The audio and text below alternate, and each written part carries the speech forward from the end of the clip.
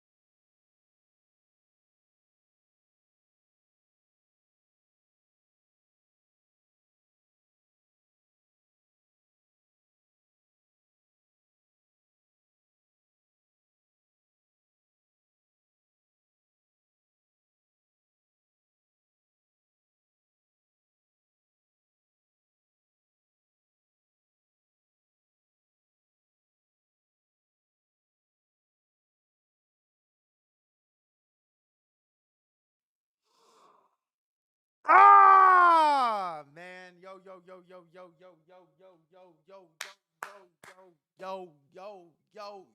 Oh, what the fuck is good? How y'all doing? How y'all feeling? How are you all living? I'm back to the stream. Welcome back to the stream. Welcome back to the fucking stream. I'm gonna be honest, man. I might have some like immune situation. I'm sick. I feel like I'm sick every day. I got a double sinus infection. Right, I'm like seeing flickering in the lights. I got a headache. I can't think straight. I didn't sleep. I got a double sinus infection. I got everything in between, but there was a couple things in this world that are more important than your health. There's a one, maybe two things in this world that's more important than your health. And I promise you, bro, that is monitoring the fucking situation. Welcome back to the fucking stream, baby. It was a beautiful, I don't know what I need. I drink a coconut water. I went to the doctor. They stuck this. By the way, I thought they could just like look at you and be like, sinus infection. No, they take a needle. Like, I don't even know what it is. It's a camera and they pop that thing in both nostrils. And yeah, that was what I was doing this morning. Deep Fluge, thank you for the gifted. Guys, really quick, before we talk about anything serious, I'm just going to be honest. I think we're done with the intro.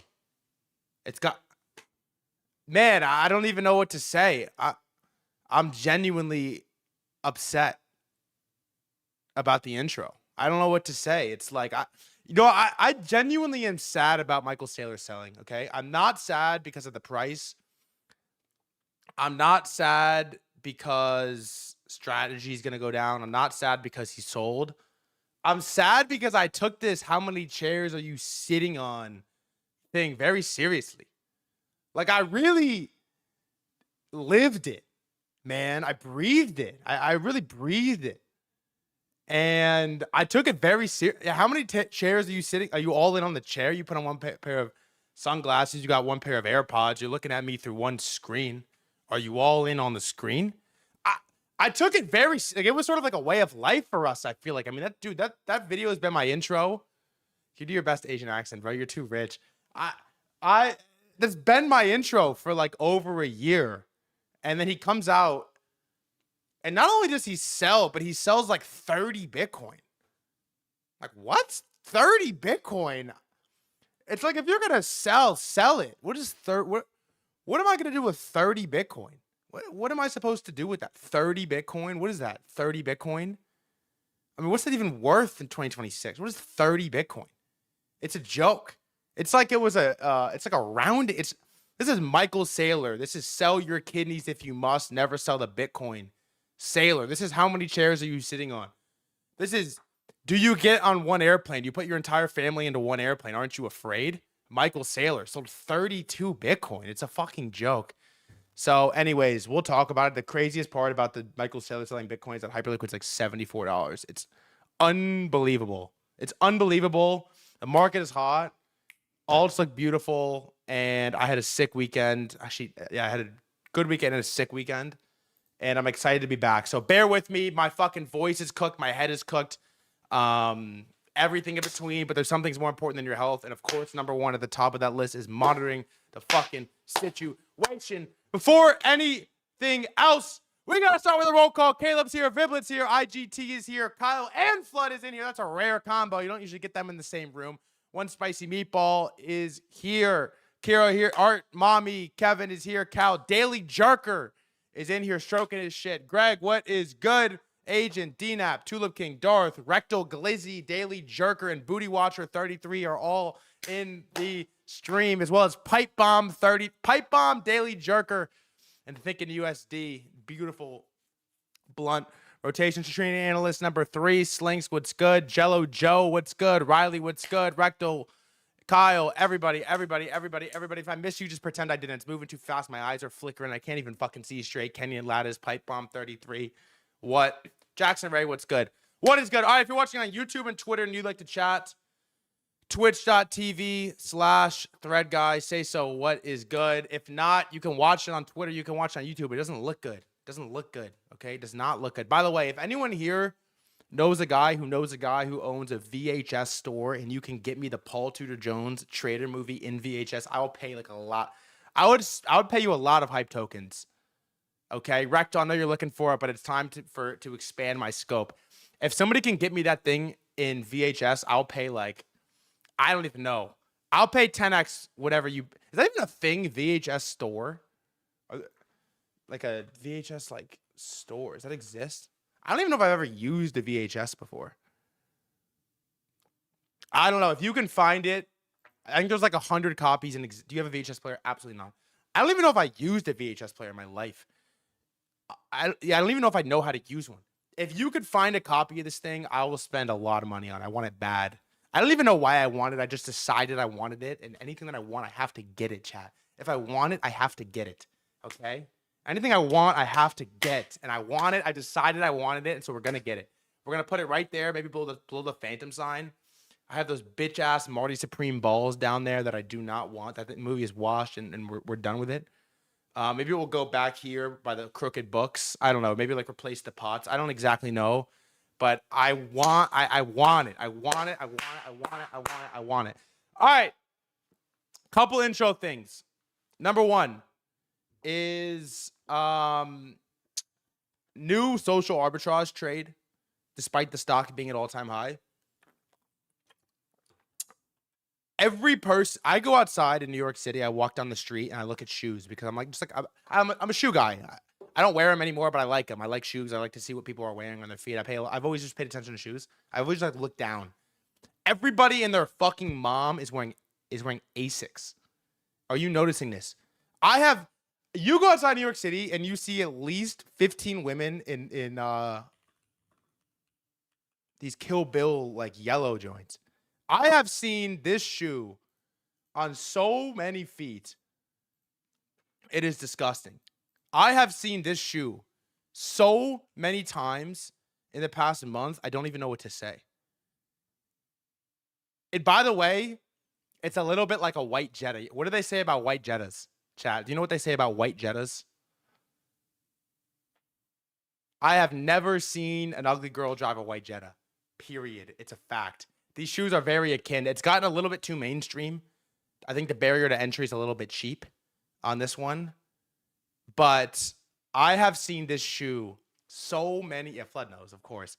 I've seen this shoe so many times. It's disgusting. And so I'm sitting here thinking about ASICs. And then Malcolm comes over the other day, and I'm like, hey, what's up? He had this big grin on his face. It's rare. on weekends. Sometimes I see him with a big smile. He walks in all like cheesed up, and I'm like, what do you know what? My net worth's not at all-time high. Ain't shit to smile about. Why are you smiling?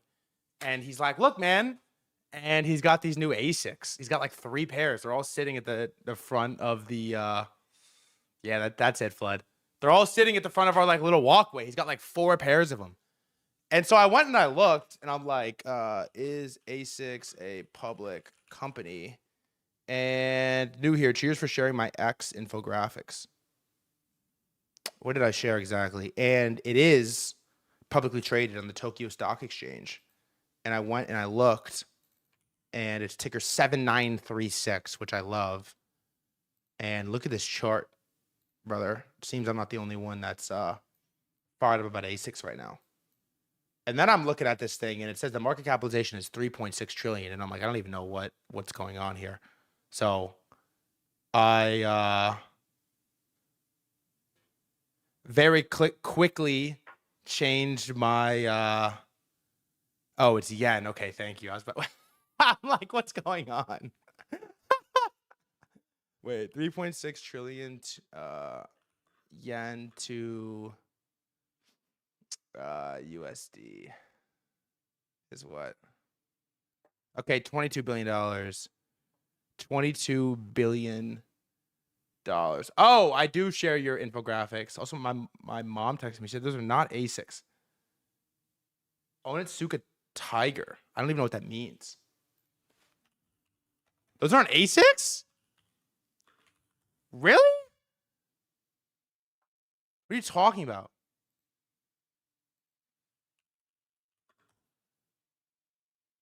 Oh, but ASICs owns them, no?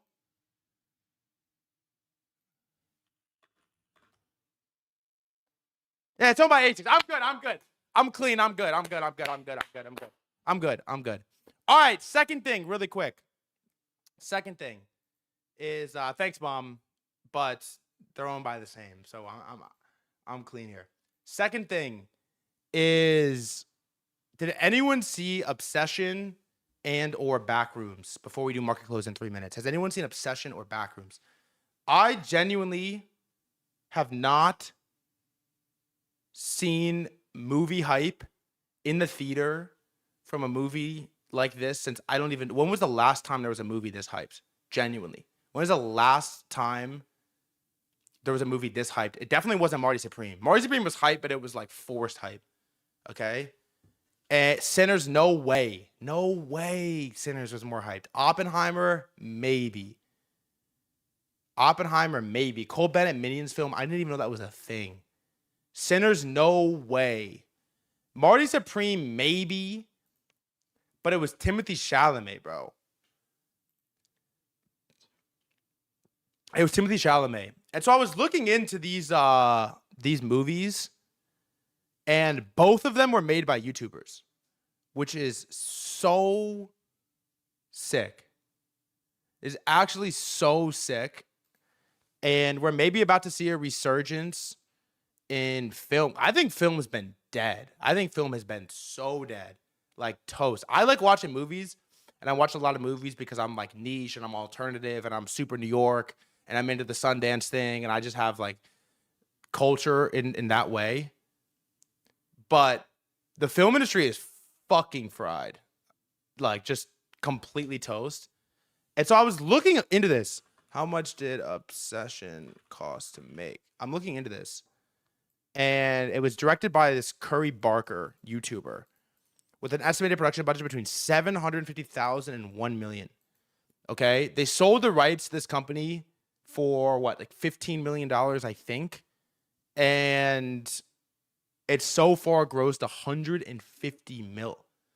The producer of this movie had 150x on $1 million in film. Unbelievable. It's unbelievable. And, you know, I really sat down and I was thinking about this. And I don't know if anyone here has ever... by the way, who owns A24? Is it public? No, right? It's A24 public. No, you cannot buy it. I don't know if anyone here has ever tried to make YouTube videos, longer form, like 20-minute plus YouTube videos, if you have, especially recently, you understand it is the most challenging platform to go viral on, and it's not even close. It is not even close how difficult it is to go viral on YouTube. It is like an unbelievable lift. We really tried it. We spent like 2 months. Remember we were doing all those Miro segments? We spent like 2 months, and we were really like, we're gonna go focus on YouTube longer form videos. And after 2 months, no, we're not gonna focus on medium term, longer term YouTube videos. And so it's it's just the truth that all the talent in the world is posting on YouTube, they're posting on TikTok, and they're streaming on Twitch. That's where the talent is. That's where it is. Like if you're some sick actor or you're like super charismatic and you're one of these young stars, you probably just stream on Twitch or you make YouTube videos. You act in YouTube videos. It's probably what you do in 2026.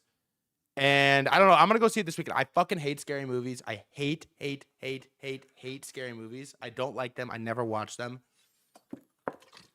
But I feel like this is a situation where if you don't go watch it, you just are out. You are out of the zeitgeist for the week or the month. So I'm going to go watch it. I'm excited. The market just closed. The last cultural thing to talk about that we're not going to talk about is all right, serious question real quick. Has anyone tried the Kool-Aid pineapples? Be honest. Has anyone here eaten a Kool-Aid pineapple or no? Has anyone had a Kool-Aid pineapple? Yes or no?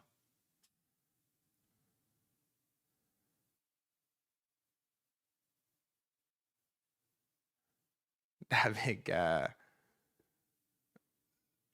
not gonna lie. If anyone sells them in New York, I don't really want to make them. If anyone's selling them in New York, I'll buy them from you 100%. I wanted to put them on stream.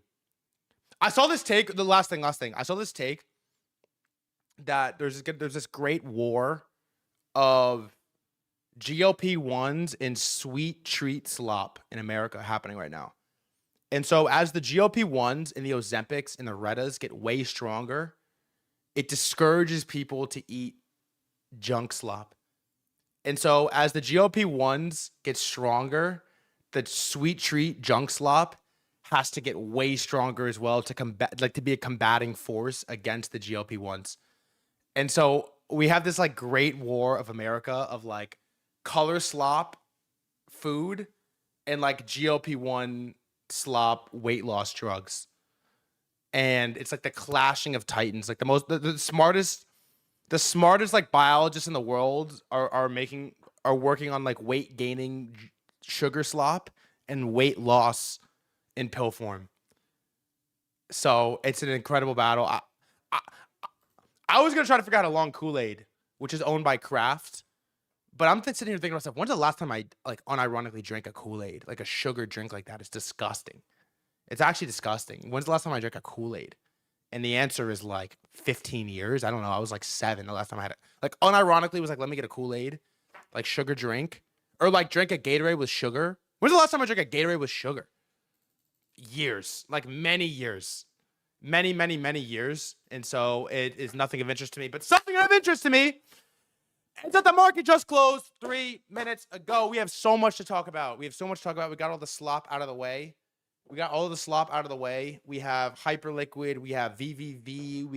We have software. We have all types of things happening. Motion, pumping, things moving, things trading hands. Michael Saylor selling.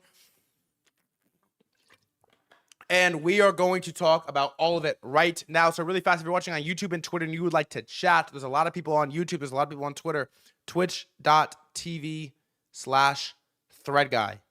And on that note, we're going to look at the market close for today. You already know what I want to know. What are you buying? What are you selling? What do you like? What do you not like? What are you looking to enter? What are you looking to exit? Starring, thanks for the gifted. What have you sold? What did you make money on? What did you lose money on? What is interesting to you? What do you like? Give me tickers. TON. You mean Graham. What is TON? Per calls and VVV. Long Zeke. Long Oklo and SMR. Oracle Supremacy. Scalped near and TON today. SPC. I'm seeing a lot of people posting SPCE. Zeke, not bad. I agree. I sold my now calls and rotated into Bitcoin. Why? Copy trading Rhino on Pump Fun or what? Buying some grams. Long near and VVV. Long to Micron. Long hype from 54. PUSA, really? It's up 5% today. Bought some per. Hype meme, not the DAT. Why'd you buy the meme? Bro, now gonna be 200 in a few weeks. Sold Nokia, bought Wolf Speed. Scalp to enter Intel. Intel chips. Compete with NVIDIA. 300 hype at 63. Are you farming variational airdrop? No, but do you want me to get them on stream? Close shop and close now. Why? Shorted BNB. It's crazy. Everyone was buying lighter as hype beta, and BNB's like, fuck it, I'm going to break out. Apple ahead of WWDC. Percol's printing. What else? Micron and Nebius. Nebius is crazy. Claybrick Cardi's a sick name, by the way. What's the Barnacle trade? Dude, don't listen to these fucking oil bulls. These oil bulls need to be banned from the platform. Do not listen to these. The oil bulls have got to come up with a better bull case than barnacles on the oil tankers in the Strait of Hormuz. You got to come up with something better than barnacles, brother. You've got to. Raising for a private equity fund where we roll up South America exchanges and rip out their back end and swap an HL. Take my money, Flood. Anything you want. Take my money. I don't care if you spend it on private equity, if you spend it on parties. Take my money. Base 16Z closed the hype trade, just holding a little spot. Did he post that, or you're just like watching his wallets? Calvin down, inner. Yeah, these oil bulls need something better. I don't know why. I mean, it's gotten to the point where if you are an oil bull, it's like, why? What are you doing? What are you doing? How are you still posting about it?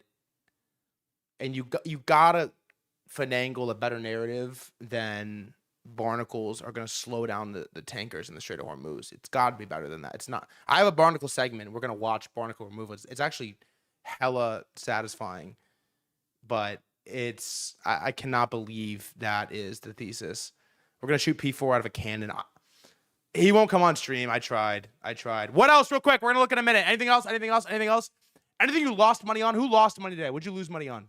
Anything else? Nokia and Palantir calls. I'm long Palantir too. It's kind of a fun trade. I like the Palantir thesis. Tesla calls. Apple lost me. Here, base 16Z up on Kinetic. What is the Kinetic thesis? I've seen a lot of people. I saw somebody smart posting about Kinetic today. It's hype beta. Update 3. Monetize more than 70s here. My runner left open now, and the original targets ideally will close out this thread onwards. Yeah, GG's. Base traded this incredibly well. I think Base was the sneaky trade on Hyperliquid because the timing was like the high sharp. It was a high sharp trade. The timing was quick. It was bang, bang, bang, bang, bang. I need to go short on WorldCoin. I've tried a long WorldCoin. I'll never touch it again. Lost money on Tom, but immediately longed and made back in more. Anthropic IPO. We're going to get there. All right, let's take a look. If you're watching on YouTube, Twitter, you like to chat, twitch.tv/threadguy. I'm going to talk about my trades. I'll tell you what I'm in, and let's look at the market close, starting with the SPX that closes at 7,600. It did make a new all-time high today at about 76.18. It is up 0.26% today. The Russell closes down 0.27%. The Dow basically flat at 51. Nasdaq 100 closed up point. Let's go in the dailies. Up about 0.6 today, around 30,500. I think the most interesting activity today in the stock market is number one, Q's up 0.6. Number two, the semi index, the SOX is up 0.5. In the leader is the IGV, iShares Expanded Tech Software Sector ETF. The software ETF is up a whopping 6% today. And the chart looks gross. I got to be honest. Look at this fucking chart. Crazy volume thrown into this thing. And all of a sudden, we are in a full bull market in every sector now. It's no longer semis, AI bottleneck. We are ripping software right now. We are fucking ripping software. Where are my software chads at? This thing is a movie. It's part of the reason I long Palantir is, which I'll talk about when we get to it, but it's the only, other than Bitcoin, the only Trump ticker that is not just handling ATH. He also tweeted the ticker as well. War rages on, and software rotations in full force. So we're gonna look at some of those names here shortly. Before we do, you know where we always start? We start with cryptocurrency, and Bitcoin looks absolutely horrendous. Horrendous. 71.5. It got as low as like 70.6 or 7. What do you think? Local bottom is already put in. I will say this. I saw Base tweet this, and I've just seen off general sentiment that a lot of sharps are bull posting BTC here. Let me look at let me see his exact tweet actually.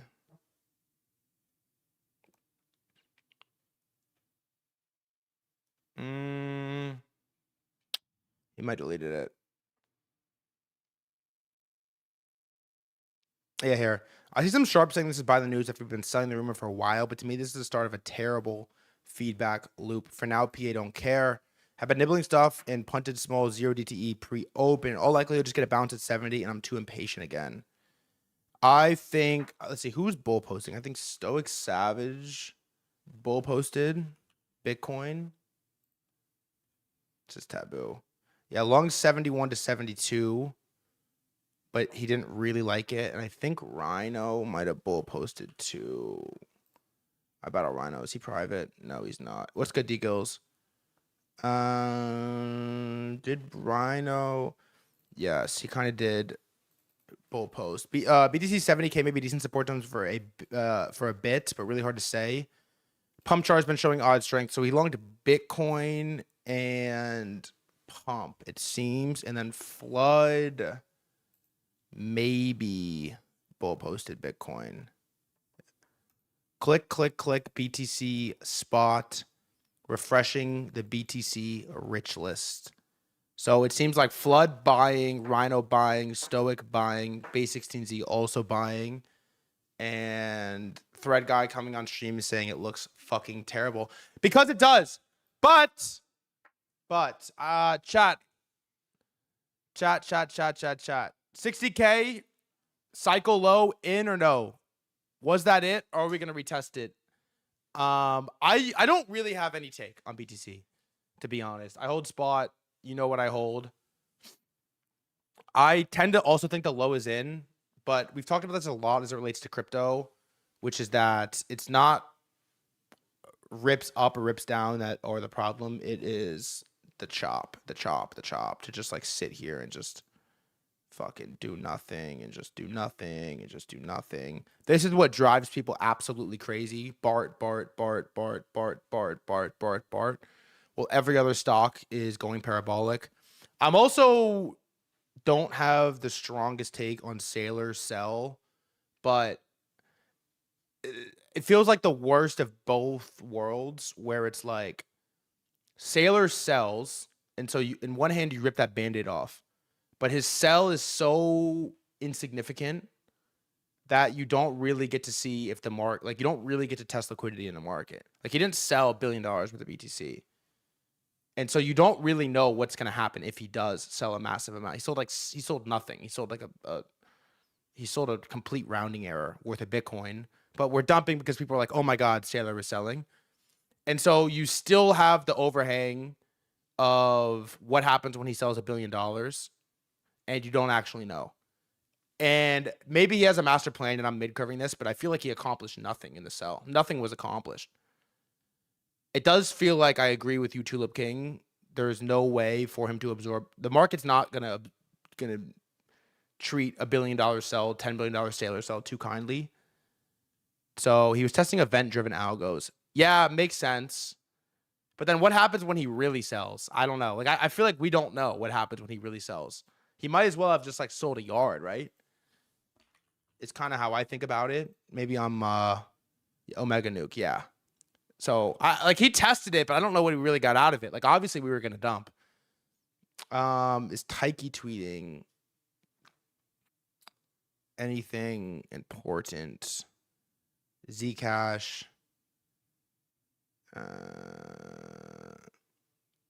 Yeah, nothing really. So I don't know. I think for the meantime, we just do nothing with BTC, and that's completely fine because the market has taken a stance. Really, in my opinion, over the last week, if you look back at correlations, it's already happened. But really, over the last week, the market has taken a stance, the crypto market, and said we do not give a fuck what happens to Bitcoin because we're going higher. This is the hype daily. Look at this thing. Look at this fucking chart. The hype daily. Let's look at the Mando tape real quick. I got you. Saylor was signaling this for weeks.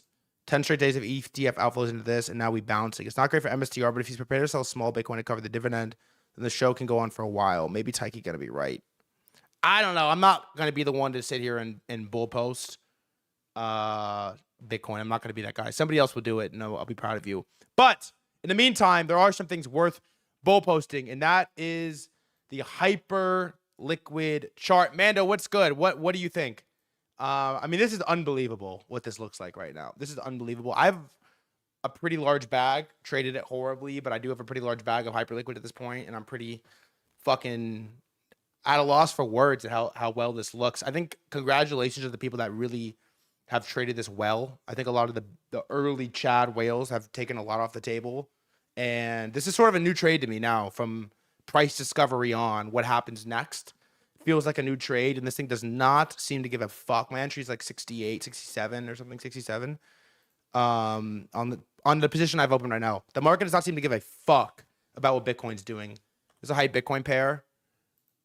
Look at this. Hype BTC is like, I mean, it really broke out in like February, I think. Right? If we look at this chart, like what's the most significant spot? It's probably this to me.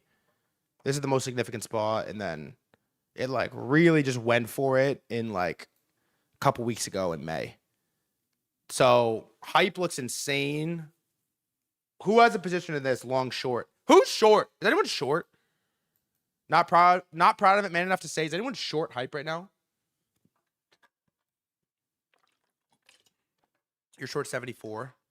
Me, sadly. Me. Wow, a lot of people are short hype. Yeah, I mean, it does seem like a bad idea, but the best trades always do. Yeah, Tristan Thompson and Pre-Rich Intern are short hyperliquid. A bunch of rage shorters. Why short the strongest coin? Who cares about Bitcoin? We have, I don't even know what that is.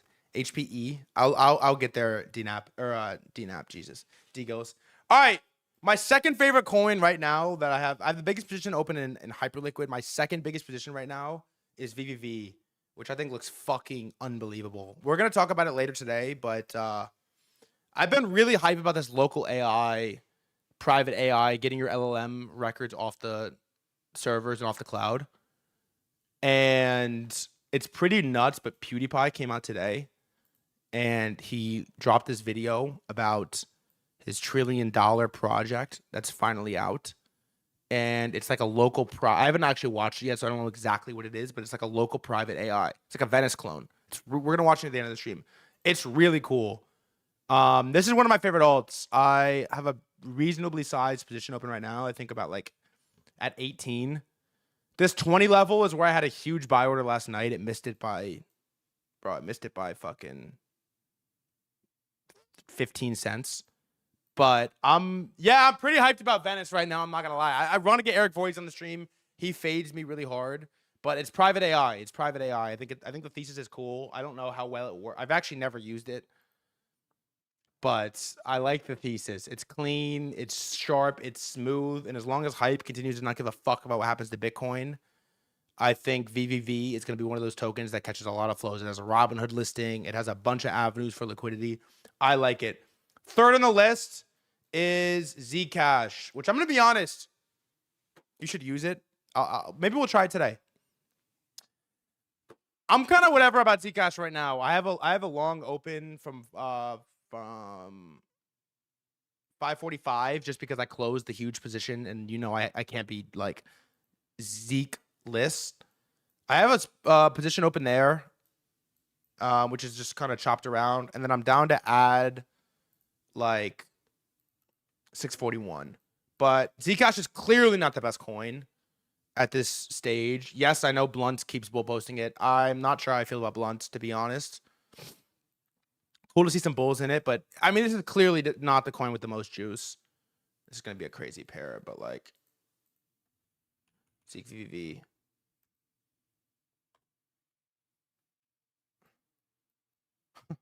Yeah, it's clearly not the coin with the most juice, but I think it looks pretty good because I don't think there's that much to buy. I don't think there's that much to buy right now.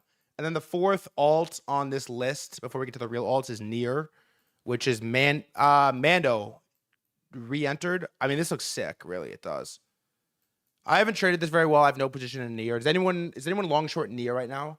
Very curious to see. But this among and Ton, I think, are the only coins that are doing anything. We'll get to Ton when we do alts at the very end. Mando says Near is going to 3x. Interesting. Yeah, you mean Graham? I ate on a Near long 228 last night, but closed.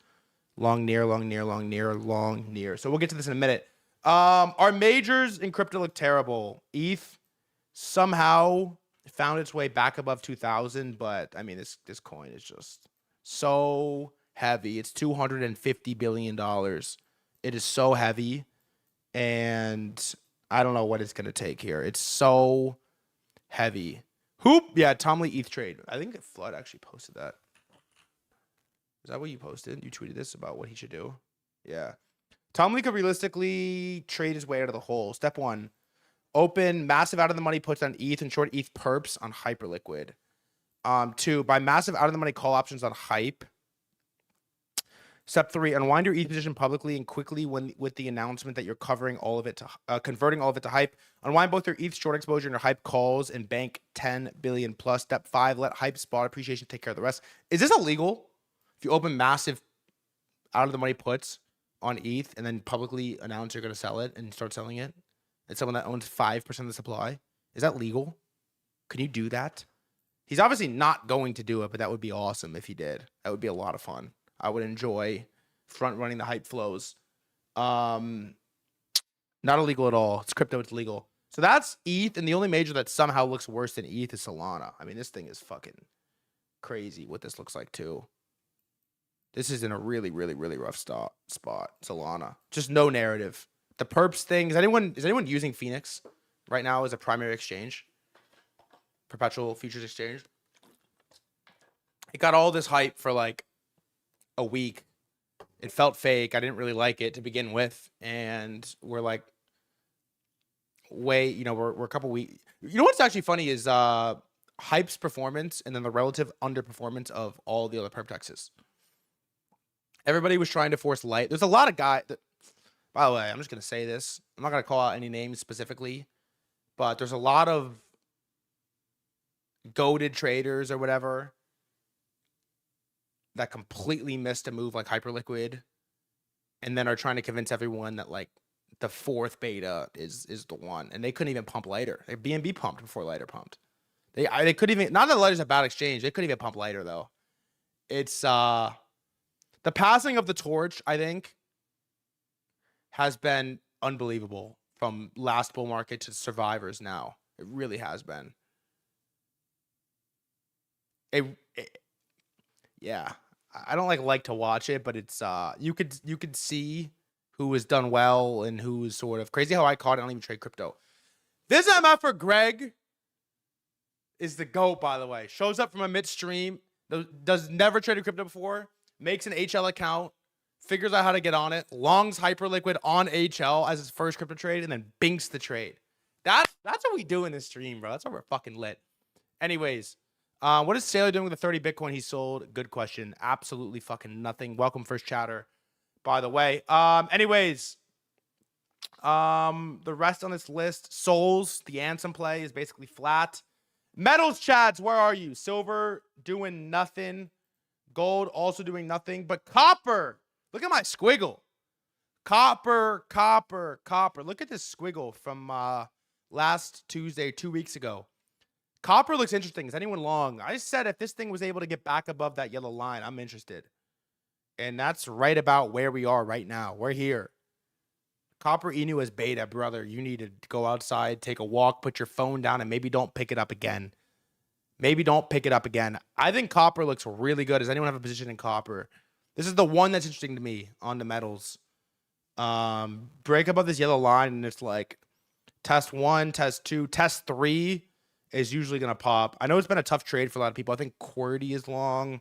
I'm not entirely sure who else, but the copper one I like. You have copper? Yeah. It's been a tough trade. I mean, I remember this breakout right here. I was trading this in HL. This breakout in like February. If you've been holding since then, it's just been shop, city.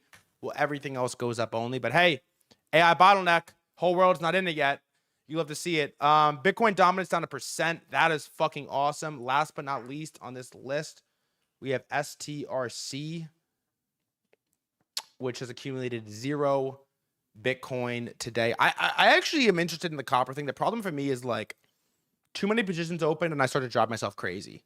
I really start to drive myself crazy on too many positions. Right now I have Zeke small, VVV pretty big size, Hyperliquid relatively big size, bigger size, and then I have a little bit of Palantir. Yo, threadguy, hurricane season pulling up in Florida. You gonna make any trades on it? That is fucked. Welcome to the stream. First chatter. I like that. Florida hurricane. Are any coming?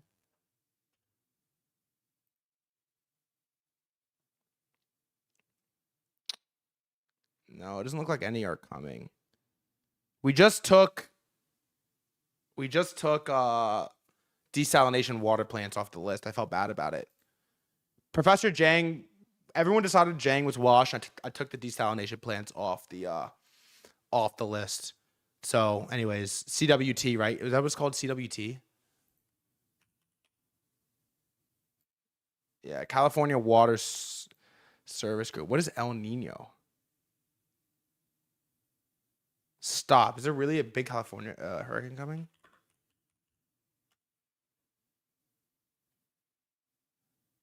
What is El Nino? It's a 4-year cycle? Dude, I'm sick of the 4-year cycle, man. Stop with the fucking 4-year cycle shit. What is an El Nino? It's a weather pattern that occurs in the Pacific Ocean every 3 to 5 years. Fuck. During El Nino, southern part of Alaska and Pacific Northwest tend to be warmer and drier than average. Peaks around December. When is next? World Cup 4-year cycle. First chatter. When is next El Nino?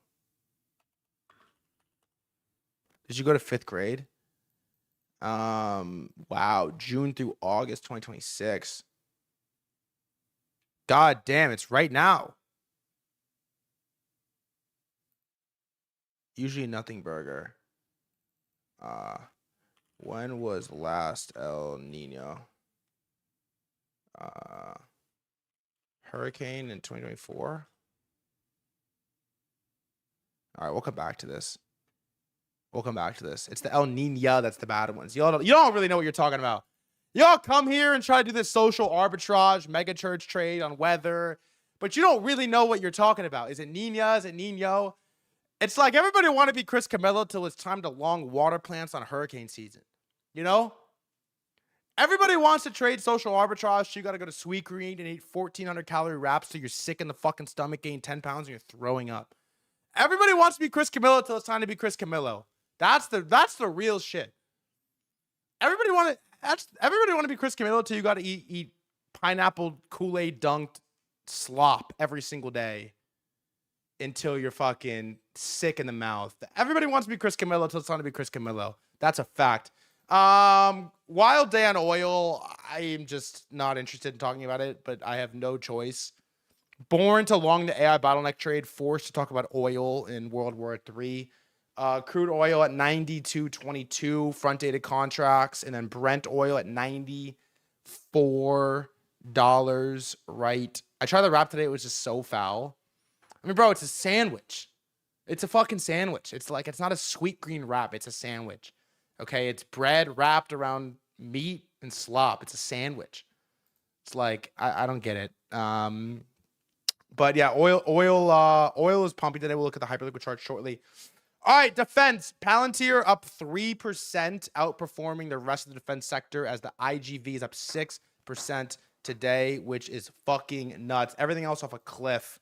Northrop crushed, down 4%. This chart is disgusting. Looks like ETH. Look at this thing. It's a pretty gross chart. Just lost kind of a key level. It's trading like war is over forever. Lockheed Martin down 3 and Raytheon down 3 as well. I don't think anyone in here holds any defense, anything. Also, if you're watching on YouTube, Twitter, you want to chat, twitch.tv/threadguy. All right. What everyone's here for, the big boys. The lists are kind of a mess, but this is some level of like semis, AI bottleneck, photonics, a little bit of software, mag, a little bit of hyperscalers. I think Oracle's on this one. It's a little bit of a mess. This is less SaaS. The other one's more SaaS. That's all I know. Leading the way is ARM. This stock is now up 90% in 2 weeks. It's up 90% in 2 weeks. Okay, the yellow line, if you see the yellow line on my list, is when Contra went on Twitter as a bear and said, I'm hedging my bearishness with some out of the money ARM calls. Yeah, SoftBank, they said SoftBank paying $32 billion for it was irresponsible. SoftBank owns the whole thing basically. How do you like find that out? Like, how'd you know that? I didn't know that. But I can show you the tweet. It's pretty It's actually becoming pretty legendary. It's better call than fucking Air Mass.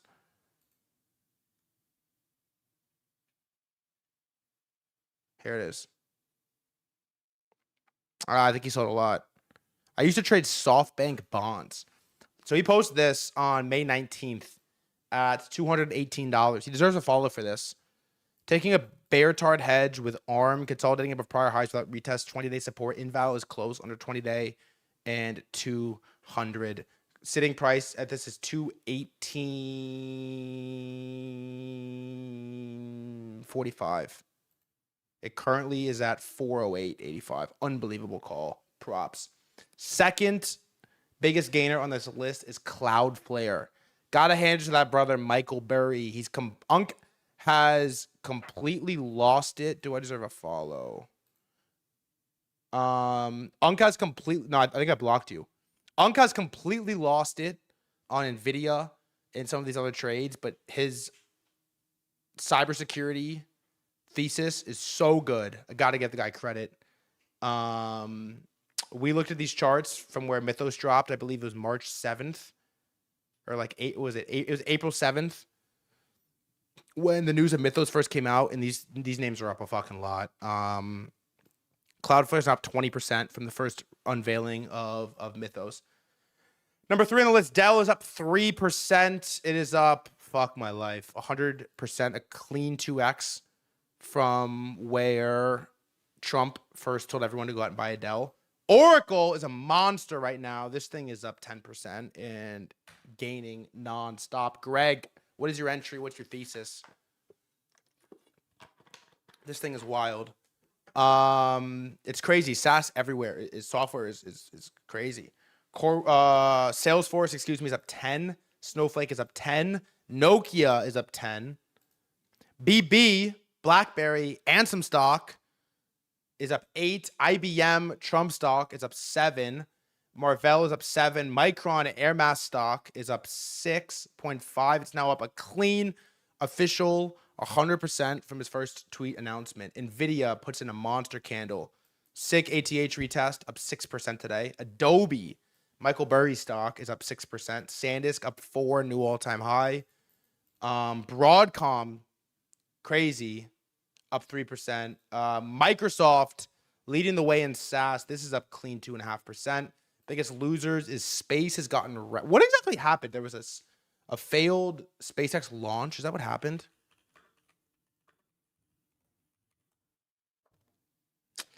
Yeah, so SpaceX... Oh, it's Blue Origin. Yeah, thank you.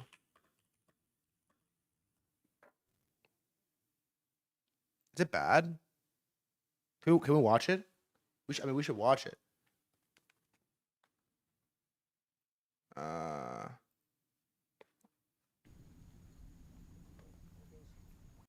When was this? Is from let me just make sure. This is 3 days ago. Do you just sleep all weekend or something? Do you know how many fucking things I talk about every day? Are you out of your fucking mind? You think my port looks the way it looks if I sleep all weekend? What do you think this is? All right, let's watch it.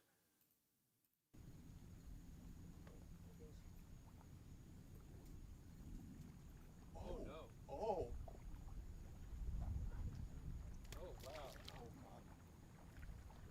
We just nuked the pad.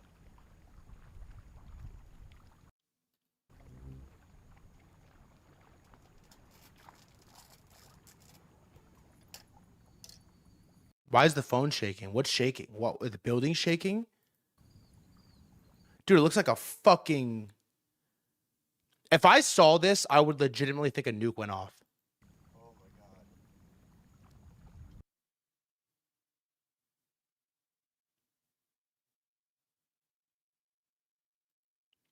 People saw it on ring cam from miles.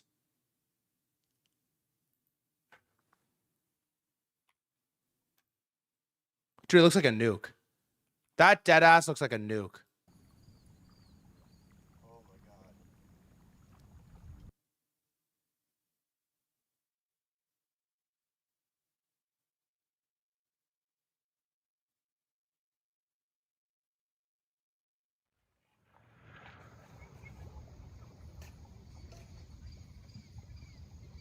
Oh my god. It turned the sky dark, like black.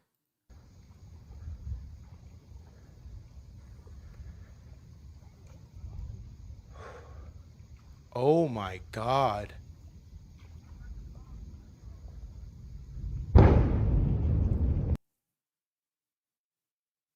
Oh my god.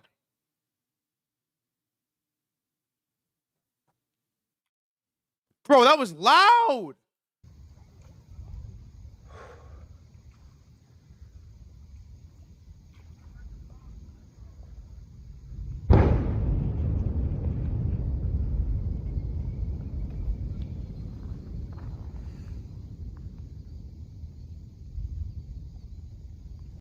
Oh my god, it was at night. So watch this. It was at night, and when it went off, it looked like a fucking.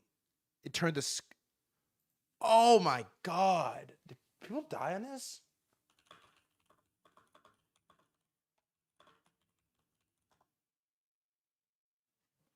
Wow.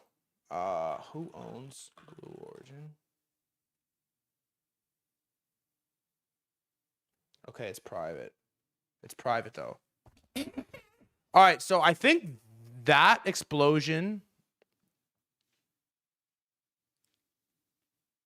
in combination with at least the rumor that Elon was marking down SpaceX IPO, which he came out and said was fake, seems to have been part of the reason all these space stocks got crushed. So Redwire is down 15, Rocket Lab is down 14, ASTS is down 7, Firefly is down 5. Those are serious dumps. I mean, those are pretty serious dumps. This SPCE, I don't have this on my list. That 1.3 IBIT block sale with Saylor from last week.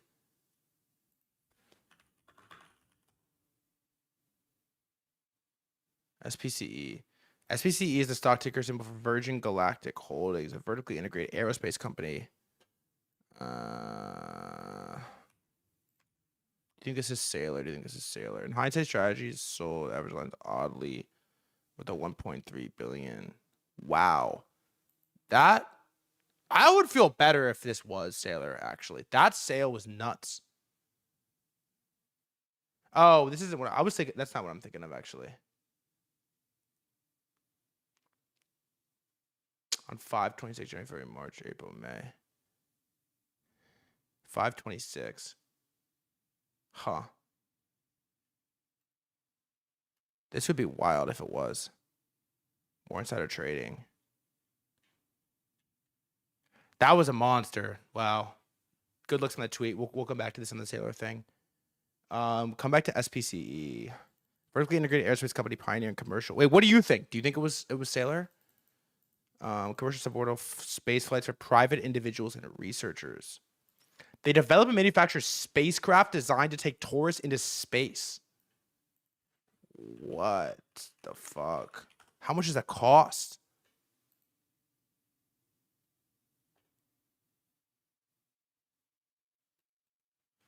How much is a SPC space trip?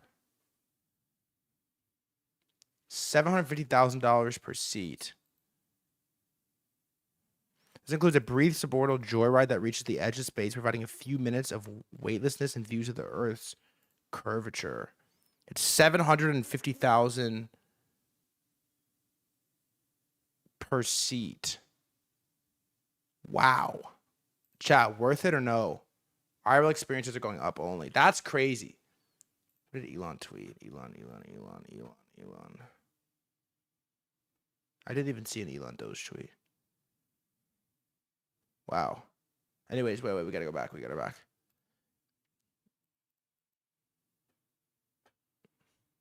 Oh, I did see this actually. I mean, he doesn't have motion to pump stocks or to pump crypto in 2026. Wow, this chart is unbelievable. What the fuck? Oh my God, it's done so much.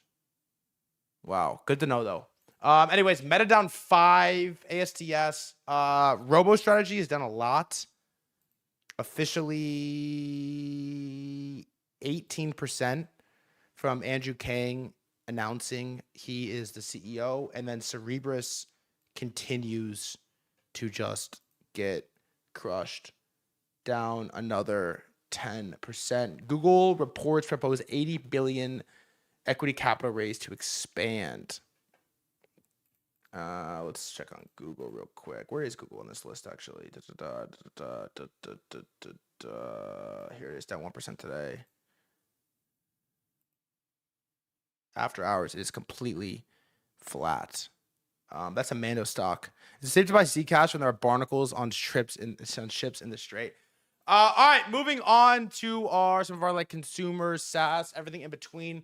Biggest gainer is Nebius, up another 15%. Leopold Aschenbrenner owns 5% of the fucking company. This thing has been up only. Zeta, that emit stock, is up an additional 10% today. ServiceNow is up 10.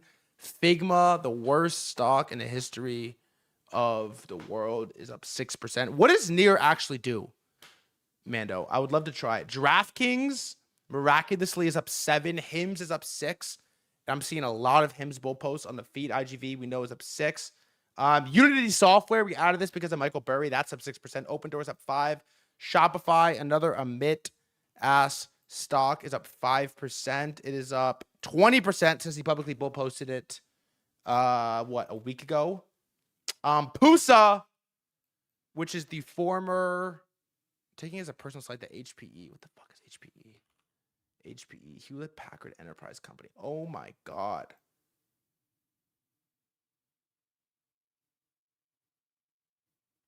What the fuck is this?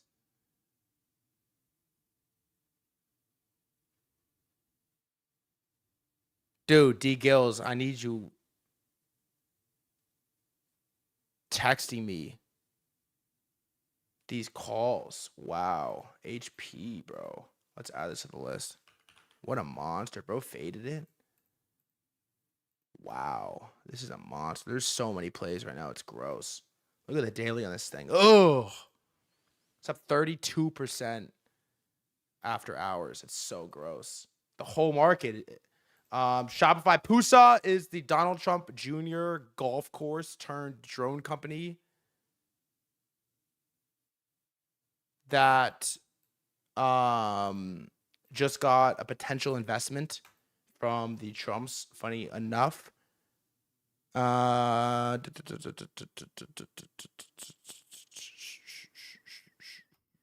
DoorDash up 4. I read up 3. Ferrari race is up 3. Threadguy, are you long? VVV up long a lot. 50 bips. I like your name, bro. That's 6. Snap up 2. Circle is leading Losses here down 7%. MSTR down 6. That thing is a fucking Enhanced Games, the second worst stock of all time behind Figma, is down 5.5. Texas Instruments down 4. Sweet Green is retracing a lot of gains. This thing is down 4% today. Is anyone still long Sweet Green? It's up 40% from the official Chris Camillo announcement on a stream that he is long. Robinhood down 4. Coinbase down 3.5. Carvana, that Chumba stock, is down 3. I'm buying AMC. Now, why would you go ahead and do that? Whoa. AMC reported 25.5 global attendees in May. Its best May since 2019, including 4.2 million over Memorial Weekend.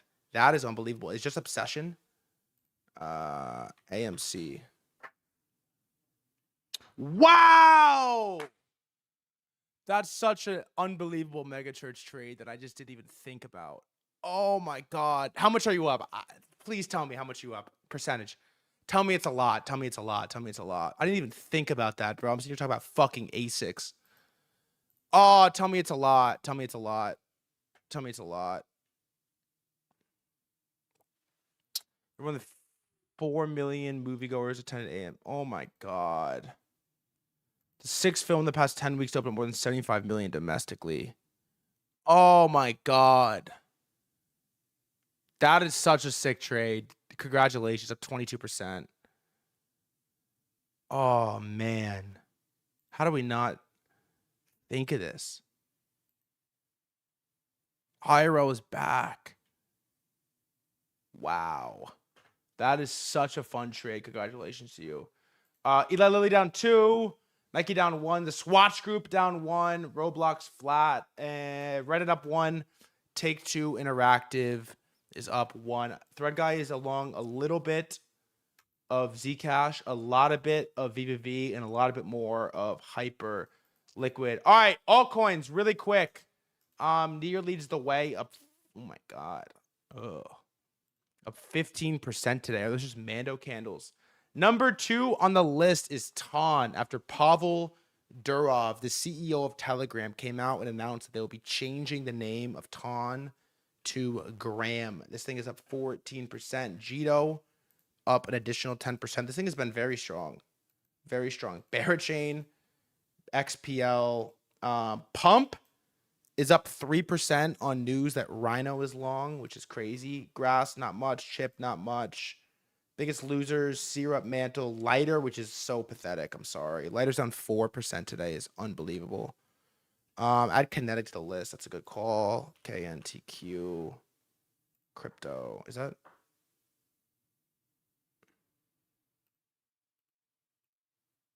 Up 12%. What is this exactly?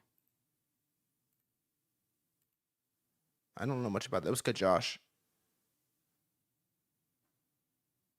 The Jito of Hype, LSTN. Got it. And that is that. Last but not least, let's check it on a Hyperliquid, and then we'll check it on our traders, and then we have a lot to cover today.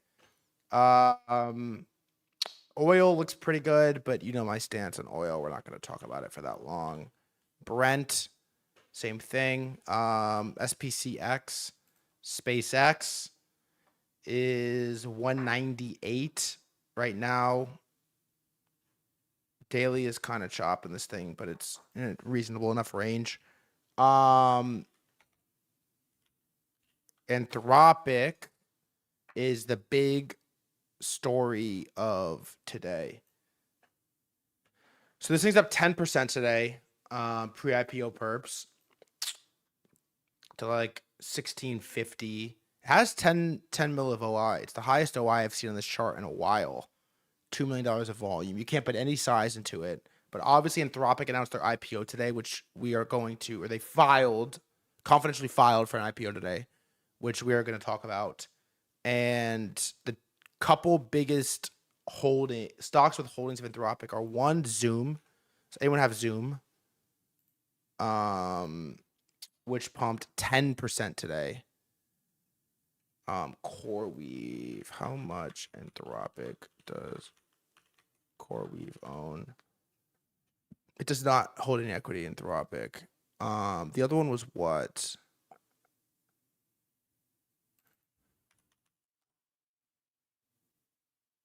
Oh, Corey's did not own a stake in Anthropic.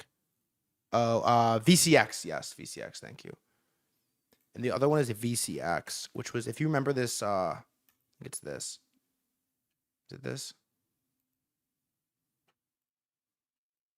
Yeah, it's this.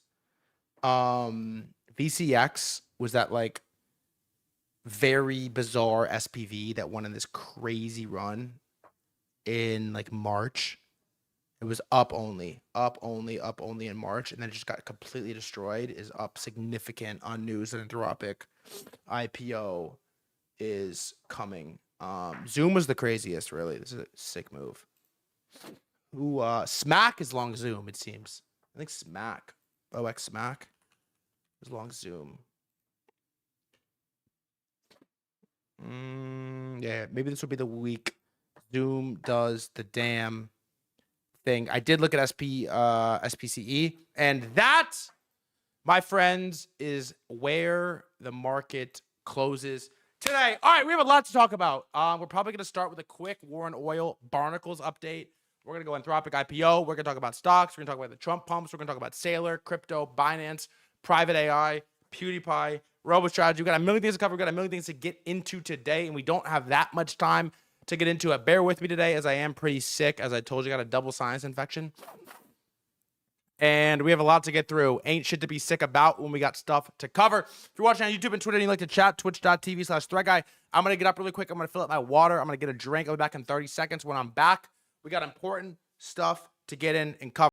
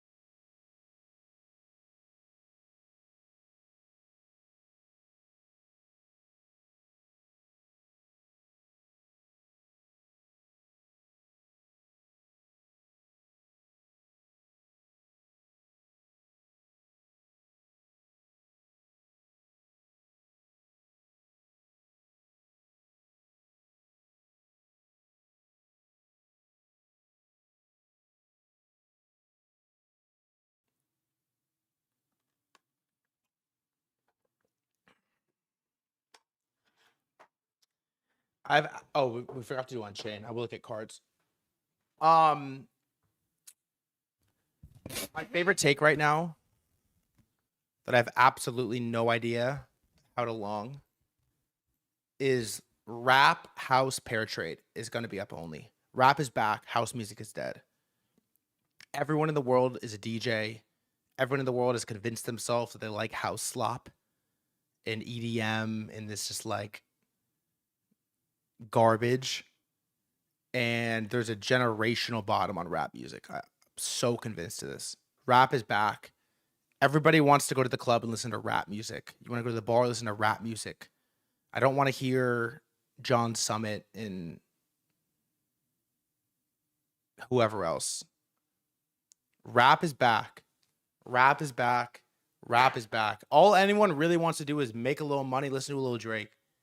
That's it. Men are simple. Men are very simple. I don't know how to long it exactly. Rap is back, bro. We're not interested. Janice Defu in the club would be good. Man, I don't know if I'm picking Mando. What's good, Spoono? All right, check this real quick. Cards number 1. Wow. deserving. Is anyone long cards?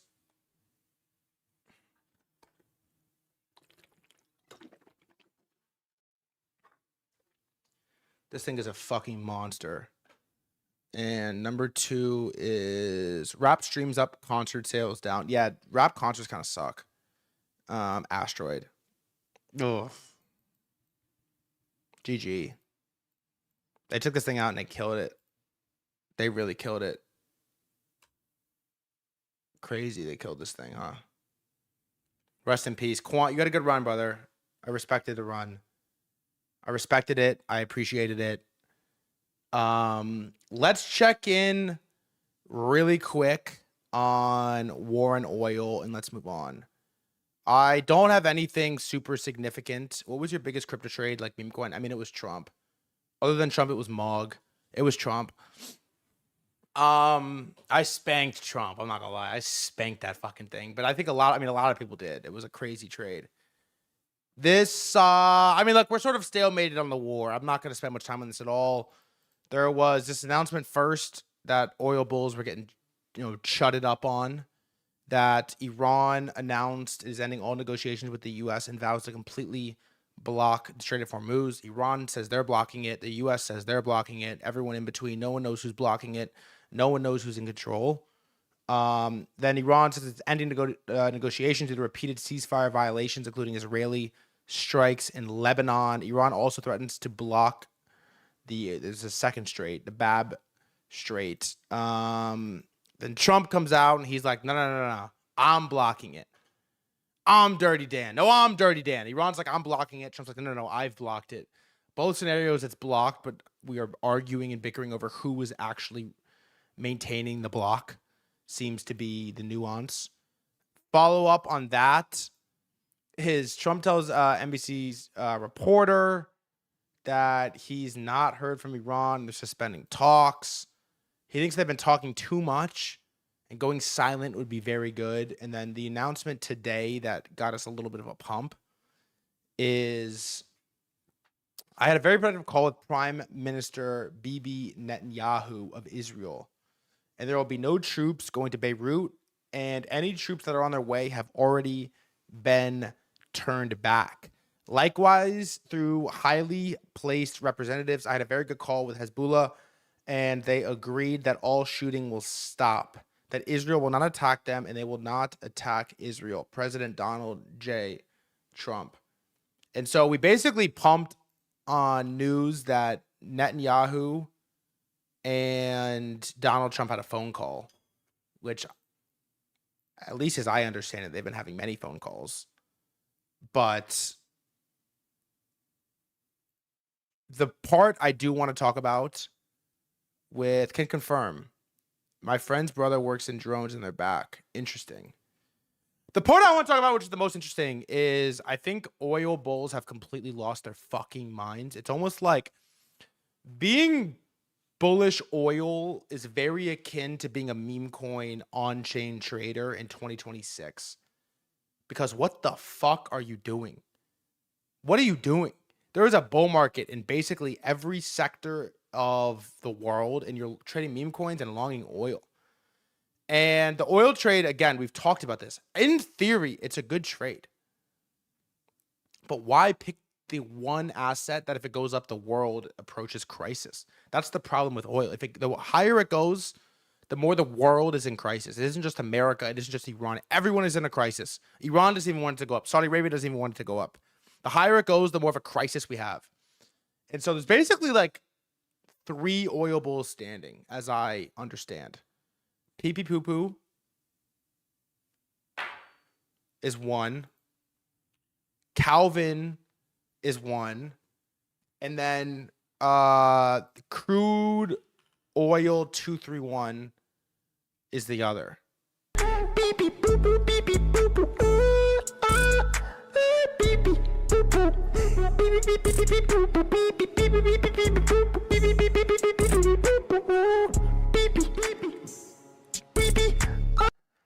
Okay, I agree with you that Pee Pee Poo Poo is the most sane one.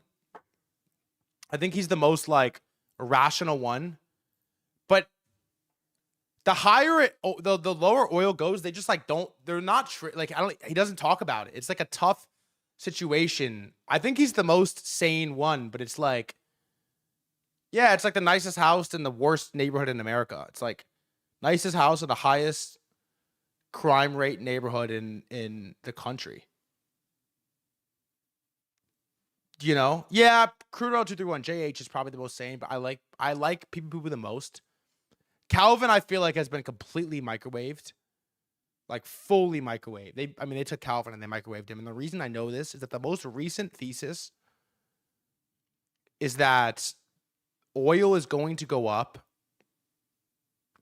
because the ships that have been parked in the Strait of Hormuz for the last 2 months and are unable to move have become infested with barnacles on the bottom of the ships, and it is going to slow down how fast they can move, requiring them to refuel multiple times along the way, slowing the transportation of oil, and therefore the crisis will be intensified 2 to 3 times fold as a result.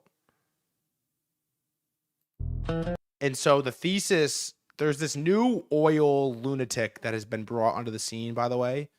I've seen quite a few tweets from this fellow, which is Marlum Data is the newest victim of oil looks like a good long. Because they're victims. They are victims.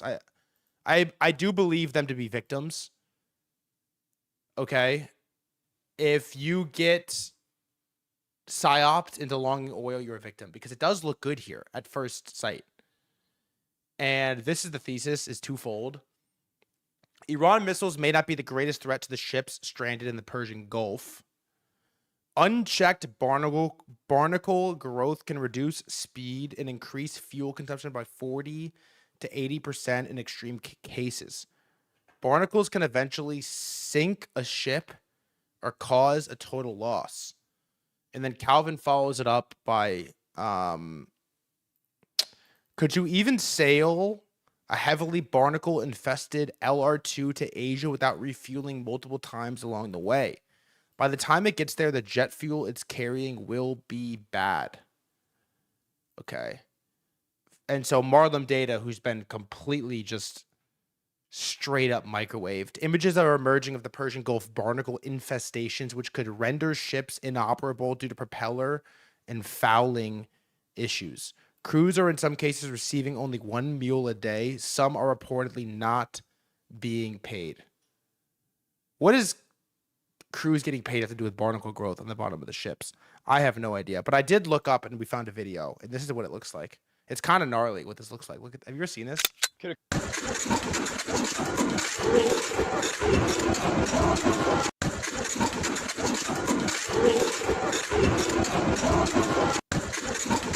Have you ever? This is insane. What the fuck is a barnacle?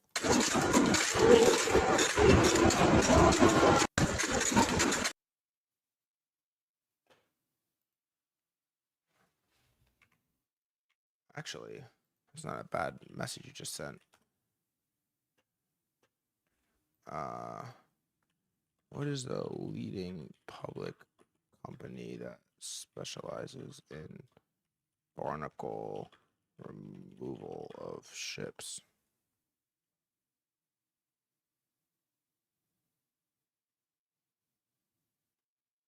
This is the leading bull thesis for oil right now, by the way. It's the #1 thesis.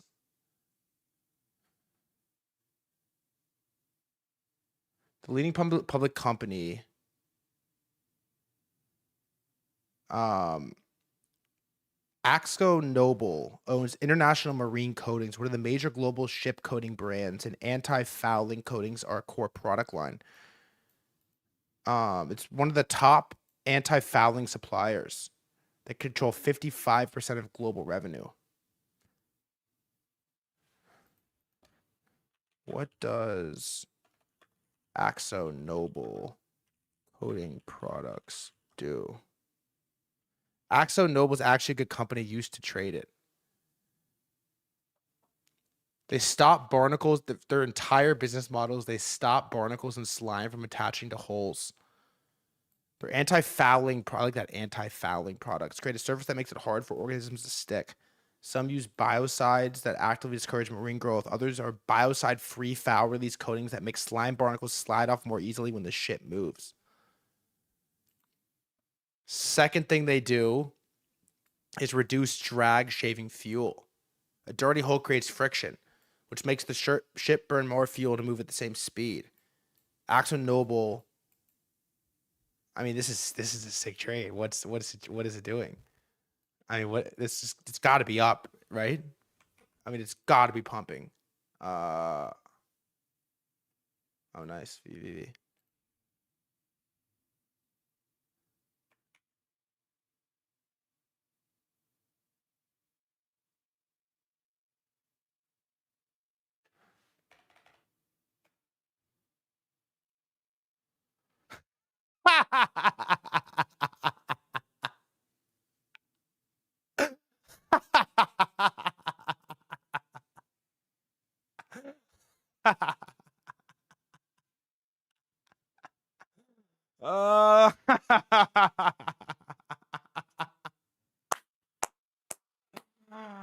Oh my God, dude. Are you serious?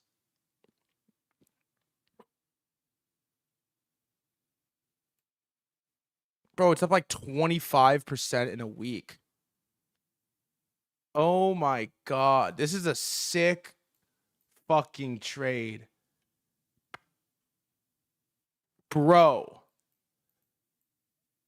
It always works.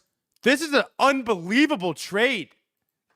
There's no, it's an $11 billion company. Bro. This is an unbelievable trade. How do you long this? Their entire business is they make barnacle-proof paint? What?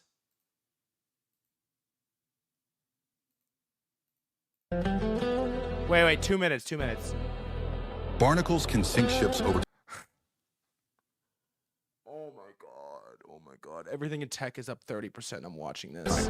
Barnacles might seem harmless, but enough of them on a hull can drag a ship down. They increase weight and reduce speed, costing fuel and time. That's why sailors scrub the bottom regularly. It's not just vanity.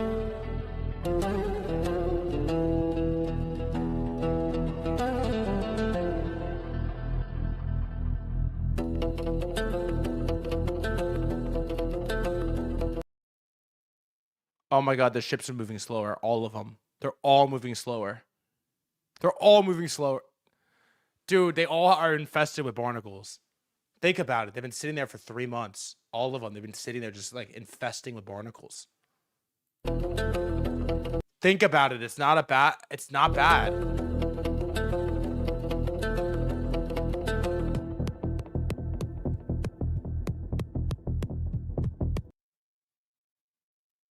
Fire.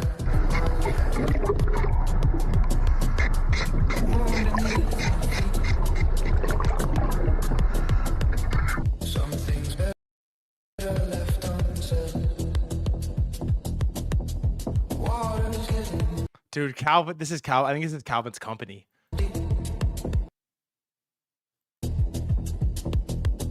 I'll let my demons run wild. Unleash like animals. 15 days for a replacement part. This should take it 2 days to reach them at normal time. And we go out.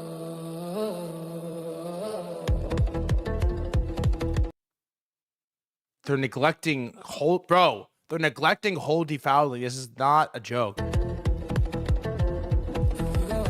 Our sources tell us. Our sources tell us that's gonna have real ramifications.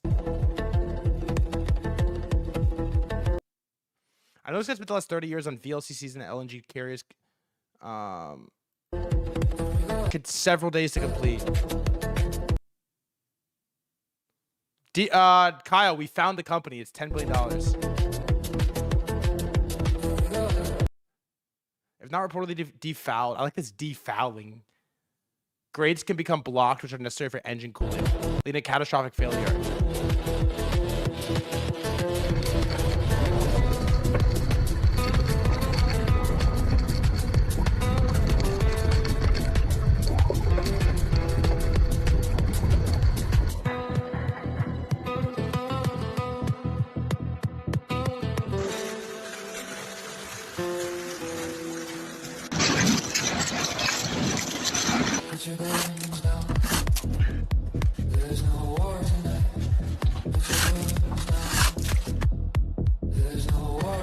Dude, these things are fucking... Yeah, who makes the scrapers? Last thing.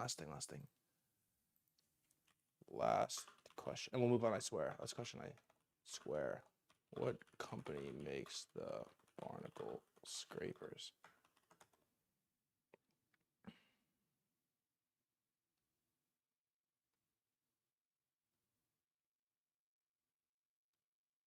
No. I need a public name, brother. Wait. Who makes the wood that the scraper companies buy? Who makes the machines that cut the wood that the scraper companies buy? Wait. Who makes the machine that makes the machine that makes... Okay, wait. Kongsberg Gruppen. That's the public name you're looking for. Kongsberg... Who makes the barnacles? Maritime. Help develop, manufacture, supports robotic hull cleaning machine that removes fouling from ships. They make hull cleaning robots. Stop.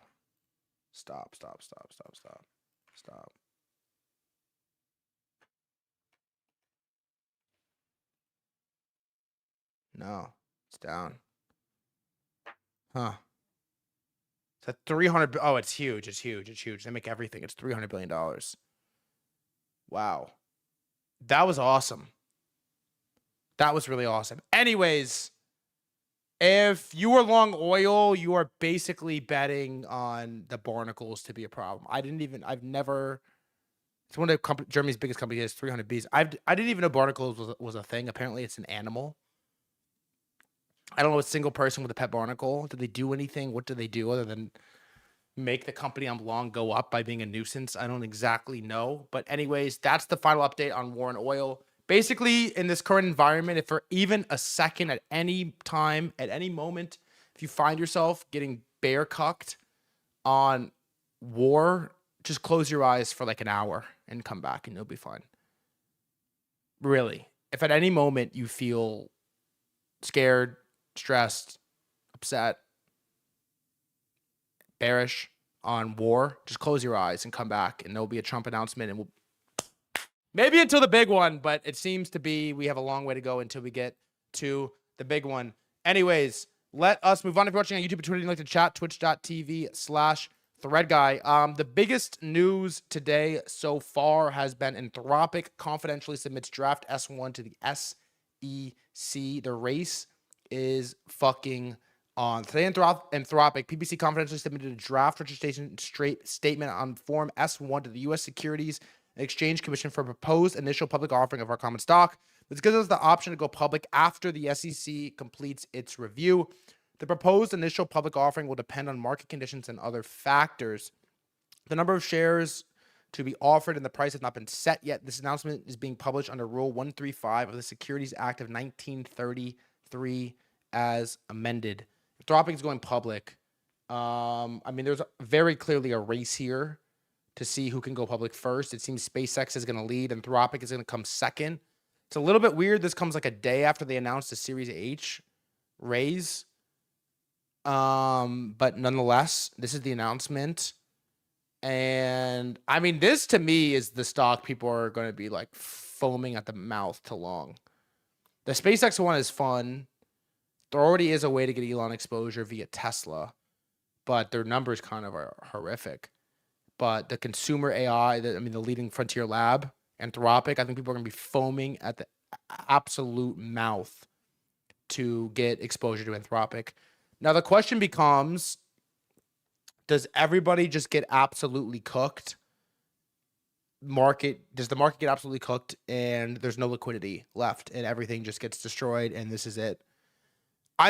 Look, I don't know, and it doesn't seem like we don't have that many details on Anthropic, but it does seem like if the market pulls SpaceX red carpet and they basically design the IPO to force everybody to swap low FDV or low float, high FDV SpaceX / Anthropic and set it up so it's in all of the indexes day one.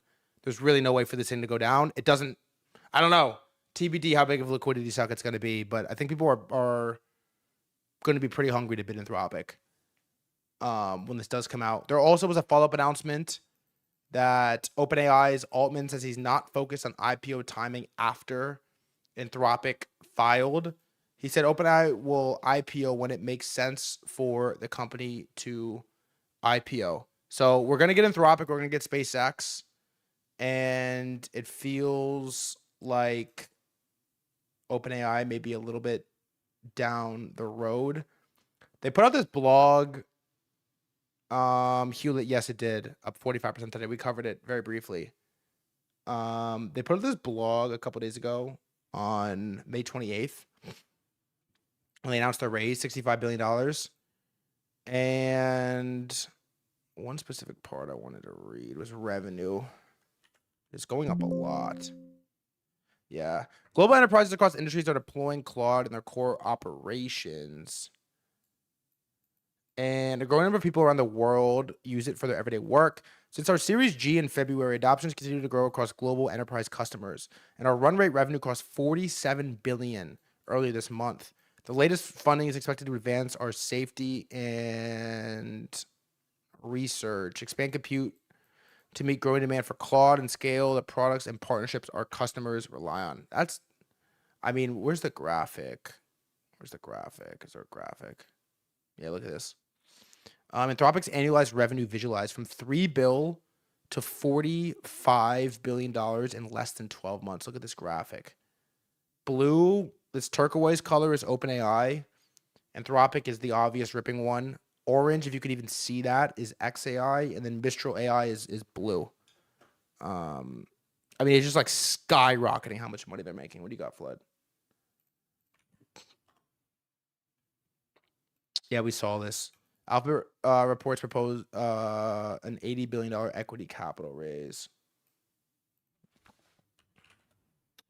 Goog. It's down on that. Mando, what do you think? I think Mando is the biggest Google bull. Yeah, everyone is trying to grab as much as they can.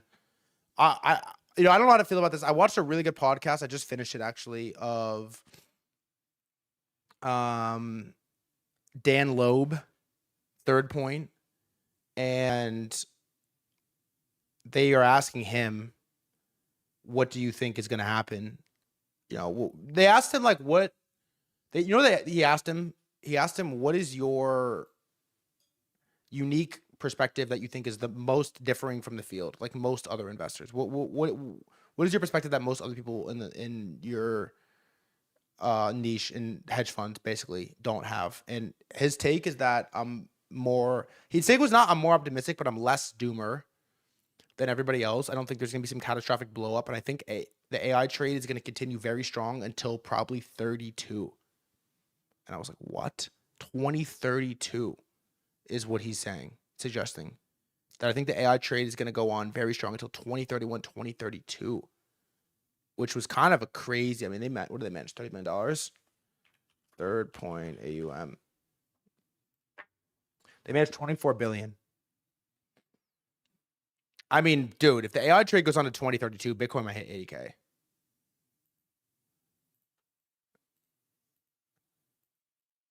We might hit 80K on BTC if that happens.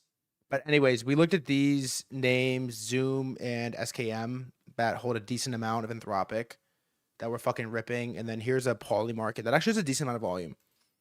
IPOs before 2027. It's got 7 mil volume. It's enough to take some signal from it. SpaceX 98% confirmed. Anthropic was also just confirmed, but it has to get it, or it was filed, but it has to get approved. I don't know exactly how it works. 84%. OpenAI is at 73, which maybe feels high. I don't know. Discord 57.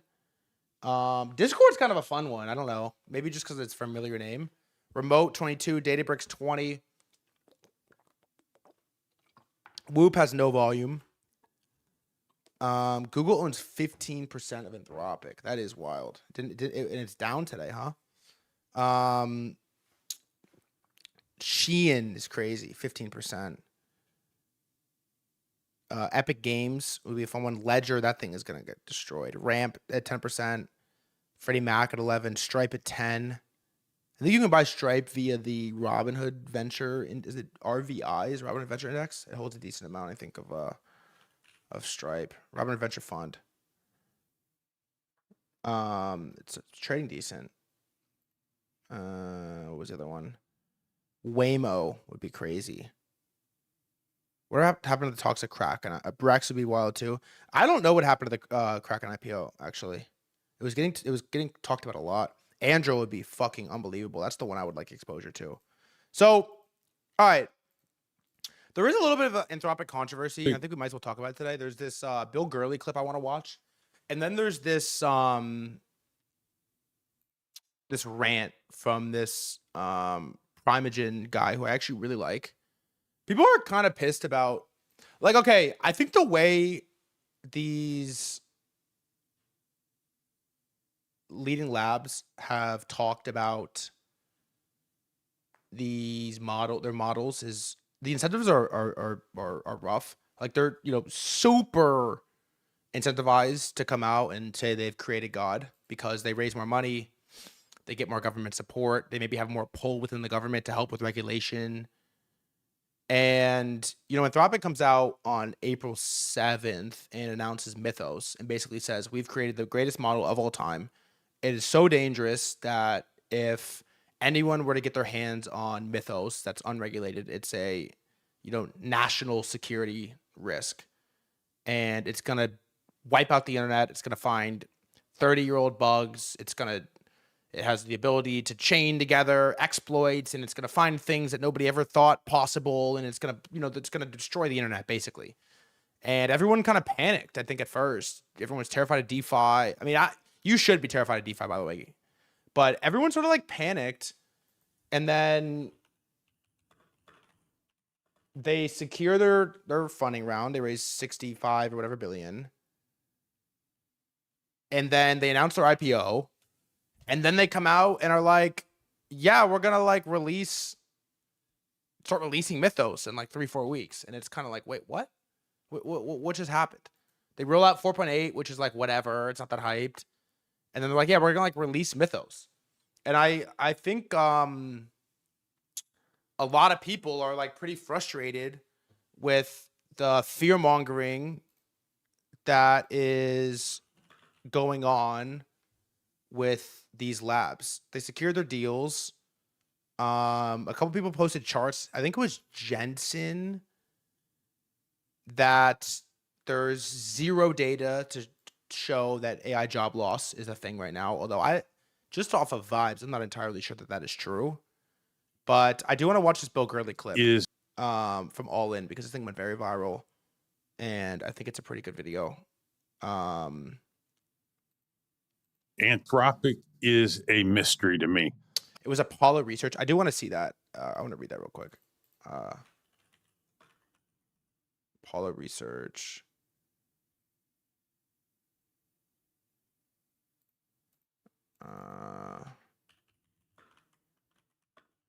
Let me see if I can find it. If not, I'll have. Yeah, here it is. Here it is. I knew it was Sachs. Yeah, David Sachs, with Apollo's chief economist, zero evidence of AI-related job losses. Now, to be fair, David Sachs is incentivized to say this is not happening, the same way the labs are incentivized to say it is happening. There's equal incentive here. David Sachs, White House affiliation, government's doing well, economy is good and thriving, and job market is safe and secure. He's incentivized to like push the other direction. But I did see this. So Apollo Research, zero evidence of AI-related job losses. The chart below shows weekly ADP employment data. There's zero evidence of job losses because of AI. As that many firms are hiring AI implementation experts, and the data center build-out is putting upward pressure on salaries for AI experts and on prices of semiconductors, equipment, and energy. The take I've heard from a lot of these guys as well is that before there's job loss, there'll be like insane job demand for people that can use AI. The bottom line is that AI spending boom is stoking both employment and inflation. And so what does ADP employment mean? What does ADP employment measure? What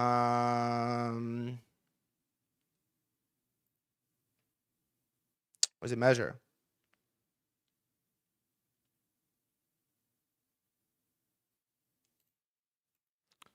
What does ADP employment measure? But anyways, measure the monthly change in private sector payroll jobs in the U.S. Got it. This is I'm pretty pro macro schmacro is like a complete waste of time, but monthly change in private sector payroll jobs in the U.S. and we're saying it's going up, like significantly. So, anyways, Jevons paradox in real time, which we've talked extensively about Jevons paradox, but it's an interesting one nonetheless. But I do want to watch this video, TBD, if we watch the other one. Also, if you're on YouTube, Twitter, you want to chat, if you have takes, if you have opinions, you want to share them, twitch.tv/threadguy. Anthropic is a mystery to me.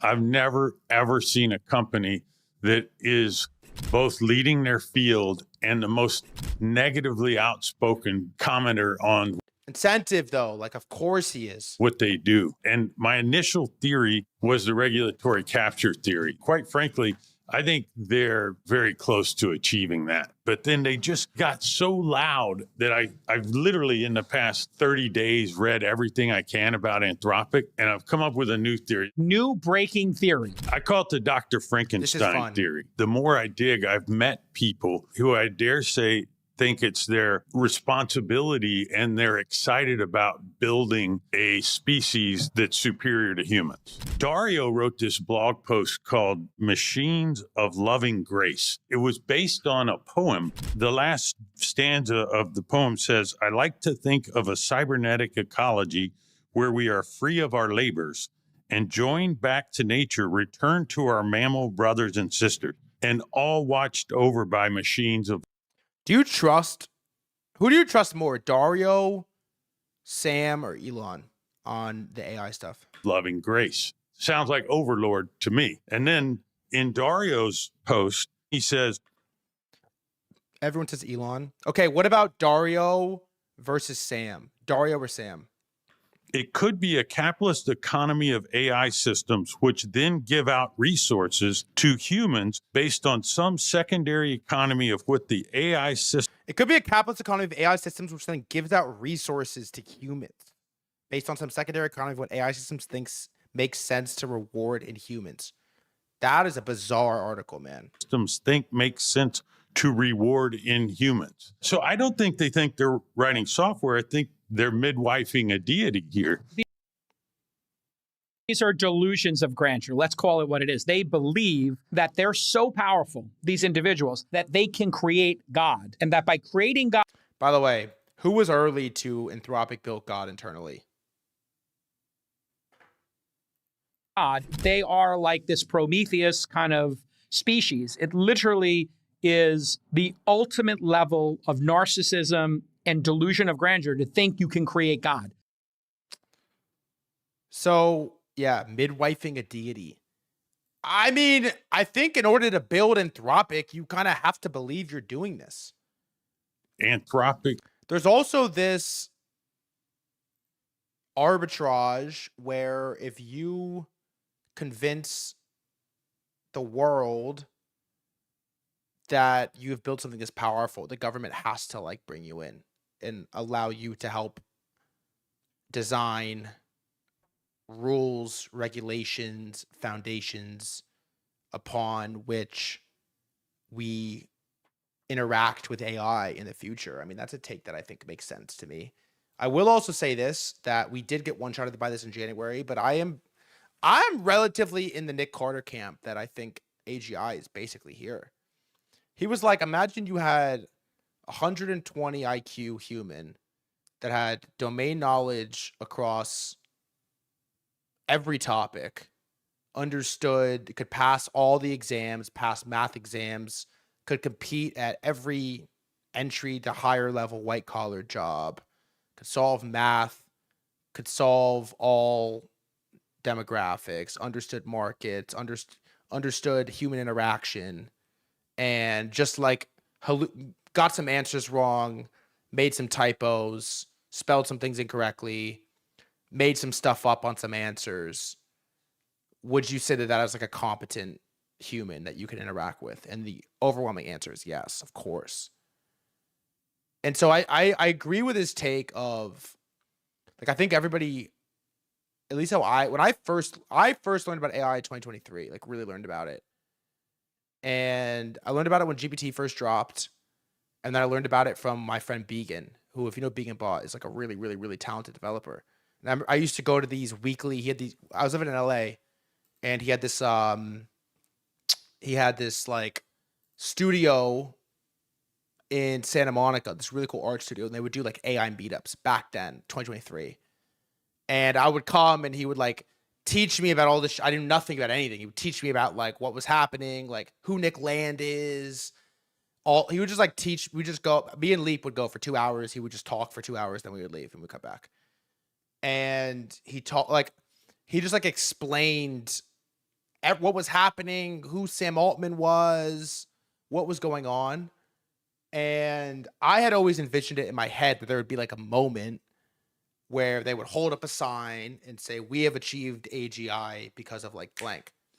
But then as these models have gotten better and better, the bar just moved. The goalposts, there's a lot of goalpost moving, I think, that happens in AI where it's like it's crazy. Like, you see a Waymo drive down the street and it makes a wrong turn, or one of them crashes, and you're like, what a fucking idiot. Waymos suck. These things are useless. But you think back, like, man, I remember when I first moved to LA and I saw a Waymo for the first time, a car with no driver. This still happens, by the way. If you go to LA and you go, like, you walk down Melrose where there's like a bunch of tourists, everyone is taking videos of the Waymos. It's like sorcery. No one's ever seen anything like it. A car legally in the US driving down the street with no driver. What? What? That is possible is like unfathomable that's possible. No driver. I mean, bro, if you go to if you go to LA where they're everywhere and you walk down Melrose, everyone, when the Waymo drives down the street, people are filming it. Everyone's filming it. It's like you could. I remember my parents came to LA and they were like, what the fuck to the Waymos? Because not only do they exist, but they're everywhere. They're fucking everywhere. And so, yeah, I had always thought of it like we would wake up one day and there'd be like, AGI is here. But then as you come closer, you start to like nitpick, and the nuance gets dragged, and like the goalpost gets moved, and then you don't really know how to think of it. So it's an interesting one. Let's watch like 2 minutes of this video, because I watched it this morning. It was really good. Let me see if I can get to where I want to get to. He has really good takes. What was that interview? Who was that? Oh, Nick Carter. There you go. All right, so this is going to be a bit different of a video. We're not going to do a lot of cuts and zooms. I'm really just going to pretty much speak purely from the heart. I was during one down at the bottom where they're saying, hey, guess what? We're going to be able to release Mythos. Yeah. Remember Mythos? This guy's really cool. In the next, in the next coming weeks, we're going to be able to release it just for you guys. And when I read this, it's not that I'm like, oh, I'm super upset that they're releasing more capable models. I'm not upset at that at all. In fact, what I'm upset at is just, 52 days ago, they released a document in this Project Glasswing talking about how dangerous this model is, and that if we don't take this all seriously, like, the world's gonna get hacked. This guy's like one of the greatest developers in the world. And then they even did this thing where they're like, you know what? We're just going to give it to Google and Amazon and whoever else they deemed as the good guys. And only these people get access to this. And apparently in 52 days, this group of ultra good guys, the Avengers, if you will, the Mythos Avengers, were able to patch the entire world. It just feels like, honestly, I just feel a little frustrated right now, because this whole like last month, it just feels like we're just getting constantly shook with just these insane marketing, just tweets and viral moments. You have Anthropic dropping about how Zig doesn't do AI stuff and then switching over to Rust. And I'm sure they weren't trying to like shake people with this bun stuff to try to like make fun of Zig or anything, but they're just these constant headlines all the time coming out. And then this, like, why would they release Mythos? Mythos is supposed to be mega dangerous, finding 20-year-old bugs in operating systems that can't be patched, but now it's just okay to release to the general world. You know, and the worst part is we all actually know what happened. This happened right here. Sorry for the pop-up. Microsoft's multi-agent AI system tops Anthropic's Mythos on cybersecurity benchmark. Yeah, it just turns out Mythos, Maybe it's actually not all that special. GPT 5, almost right next to Mythos. GPT 5.4, almost right there next to Mythos. And now we have things that are surpassing it. And so you're just sitting here thinking, my gosh, it's just another marketing ploy. What we were fed was this absolute onslaught of nonstop things. Like the tweets that I read were like, wake up, people. Okay, you've been told lies. AGI is here. Oh my gosh, the end is nigh. Like, if this thing gets out of containment, like, the world's screwed. Like, we're going to be totally and absolutely dominated. And then barely 4 weeks later, they're like, okay, yeah, we're going to release it now. Like, oh my gosh, I'm just honestly, I just feel really frustrated about it. And the reason why I'm making this video is just I wanted to yap for a second, just tell you just how I feel about this marketing, and more so that you can also just. So I think two things are true, which is like one, like, okay, the good part of this is that remember the Daniel Monroe thesis? It's my favorite one. It's the most simple left brain way to think about AI, is that as long as each incremental model gets better, that means you can throw more money at compute and you can train better models. Therefore, as long as each incremental model is better than the last one, everybody is going to be forced to throw more money to make better models. Therefore, the market's going to continue to go up. And as long as that keeps happening, we stay bullish. When that stops happening, we potentially have problems, but it is happening. And so that's the good part, is definitely the fact that there's maybe models that are better than Mythos, and Mythos was incredible. I don't deny that. The good part is that the models can get better. These companies are incentivized and forced to spend more money, and we get access to better tooling. The bad part is you have to deal with the fucking drama and bullshit and fear porn and everything in between the whole way, which I think you probably just ignore as much as you can. You probably just ignore it. I also think that we are gonna, DeFi is finished for now. I think. I would imagine DeFi is pretty finished, but I would imagine there will be a DeFi resurgence after everything on the internet has been hacked, destroyed, bugged, taken down, exploited, and cooked in between. Once that has happened, you probably get this evolution of DeFi that is so strong and superior to anything we've ever had. It's probably better. You probably are better for it, but you got to get like just cooked first. Like if you really let her go. And so, yeah, we're going to move on from AI now, but I thought this was important. Anthropic is a big topic. Like we got to cover what's happening with Anthropic. TG, why aren't you buying Jupiter? The token's cursed, brother. I actually have some Jupiter token, not by choice. I do have some Jupiter tokens, but I try to sell them as often as I can. The token's cursed, unfortunately. The token is very, very, very cursed. All right. We are really quickly going to skim through some Trump stocks, and then we're going to talk about crypto. Do you have the screen with the Bitcoin behind you in the wrong price? No, that's the real price right now. Refresh. 80,900. It's real. It's real. The biggest Trump names that have pumped: Dell, IBM, Intel, really. This is part of the reason, by the way, I'm long Palantir. I like it. I haven't traded a stock in a while, and I long Palantir. Every name, which we're about to look at again, just a quick update on Trump shills, have reached basically all-time highs. Some of them doubling in a month. Palantir's the only one he tweeted the ticker for. We're very much still in war, and Trump is becoming the new Murat, right? It's like KOL list. What's his KOL list? I think that in combination with the IGV pump right now is pretty crazy to see. IGV software SaaS is ripping right now. Also, Mythos not being God probably bodes pretty well to software as well. So I don't know how long it's going to exist. I also do get propagandized a little bit. I listen to Amit all the time, who's a huge software bull. You listen to the stock guys, and they are systematically programmed to like software. And so I do maybe get one-shotted a little bit by the SaaS guys. I bought Meta the other day, and I'm like, what am I doing? So I have a little Palantir position, kind of just to play the Trump pumps, which I feel like it makes a lot of sense.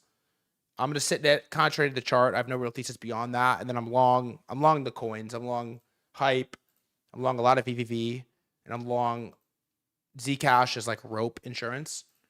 But let's go through these real quick. This is old, but this is the Trump video. Arvind Krishna of IBM, who's actually become, I would say, a legend.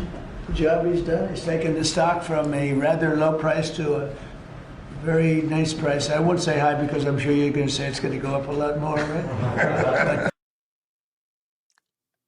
Yeah, I mean, why fade any of it? Trump says to buy, we buy. This is why I love Palantir. Trump says to buy it, I buy it. So I can't say a high price, but he took IBM into a new stratosphere that nobody, I think, saw. If you go back to before when he took over the company, nobody would have even imagined that you'd be able to do what you've done. So congratulations, Thank you. So this is IBM. Breathe in the air. Mando, are you playing Trump coins? I don't really see you playing Trump coins. I feel like, what the fuck? I mean, this 218 is on Friday, May. This is on May 20th. Imagine all CEOs are desperate to get in front of Trump. I agree with you. IBM is up 50%. It's a $300 billion company. It's up 50% in a week, which is nuts. The Dell thing is getting crazy too. I don't know exactly what he did, but I love when you call stocks coins. I don't know exactly what the fuck Michael Dell did, like how he pulled this off. I guess $10 billion, you could do a lot with $10 billion. Trump accounts. I don't exactly know what he had to do to get here, but he did. And we have the first Dell Tech plus NVIDIA, Vera Rubin, NVL72 at CoreWeave. Here we go. I don't even exactly know what this means. But yeah, he submitted $10 billion to Trump. Trump declared Dell the Trump stock. And this thing is up. I mean, this circle is where he said go buy. You could have bought the close of go buy a Dell. And you're up 94% on it right now. You got to just kind of treat the guy as the KOL for stocks. You have to. Yeah, Dell, nice. Also, I saw this today. I don't know when this is from, but Ondas, your handpick. Government officials are telling you which companies to focus on. I wanted to add this to the list. Eddie Garcia, defense tech, government relations, and business strategies. President Trump says the new ballroom will have a drone port that will protect the city. It sounds like a counter-UAS operations center overseeing and protecting the strategic locations like Congress, the Pentagon, the White House, and others from drone threats. This is huge news for companies like Ondas, who are embedding their systems into the United States Department of War and U.S. Department of Homeland Security to such threats. Hashtag defense tech. And then Trump posts and talks about this drone port. And so let's see how Ondas is doing, actually.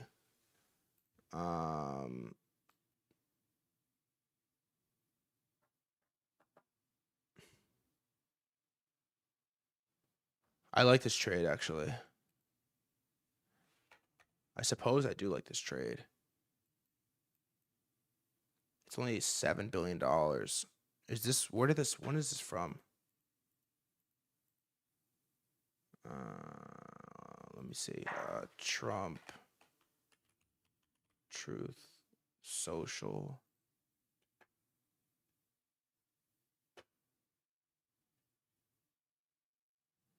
When is this from? That's actually interesting. Drone port, he's calling it.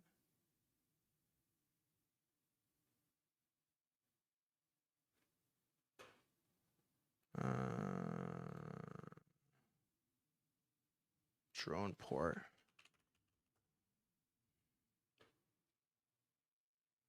May 31st.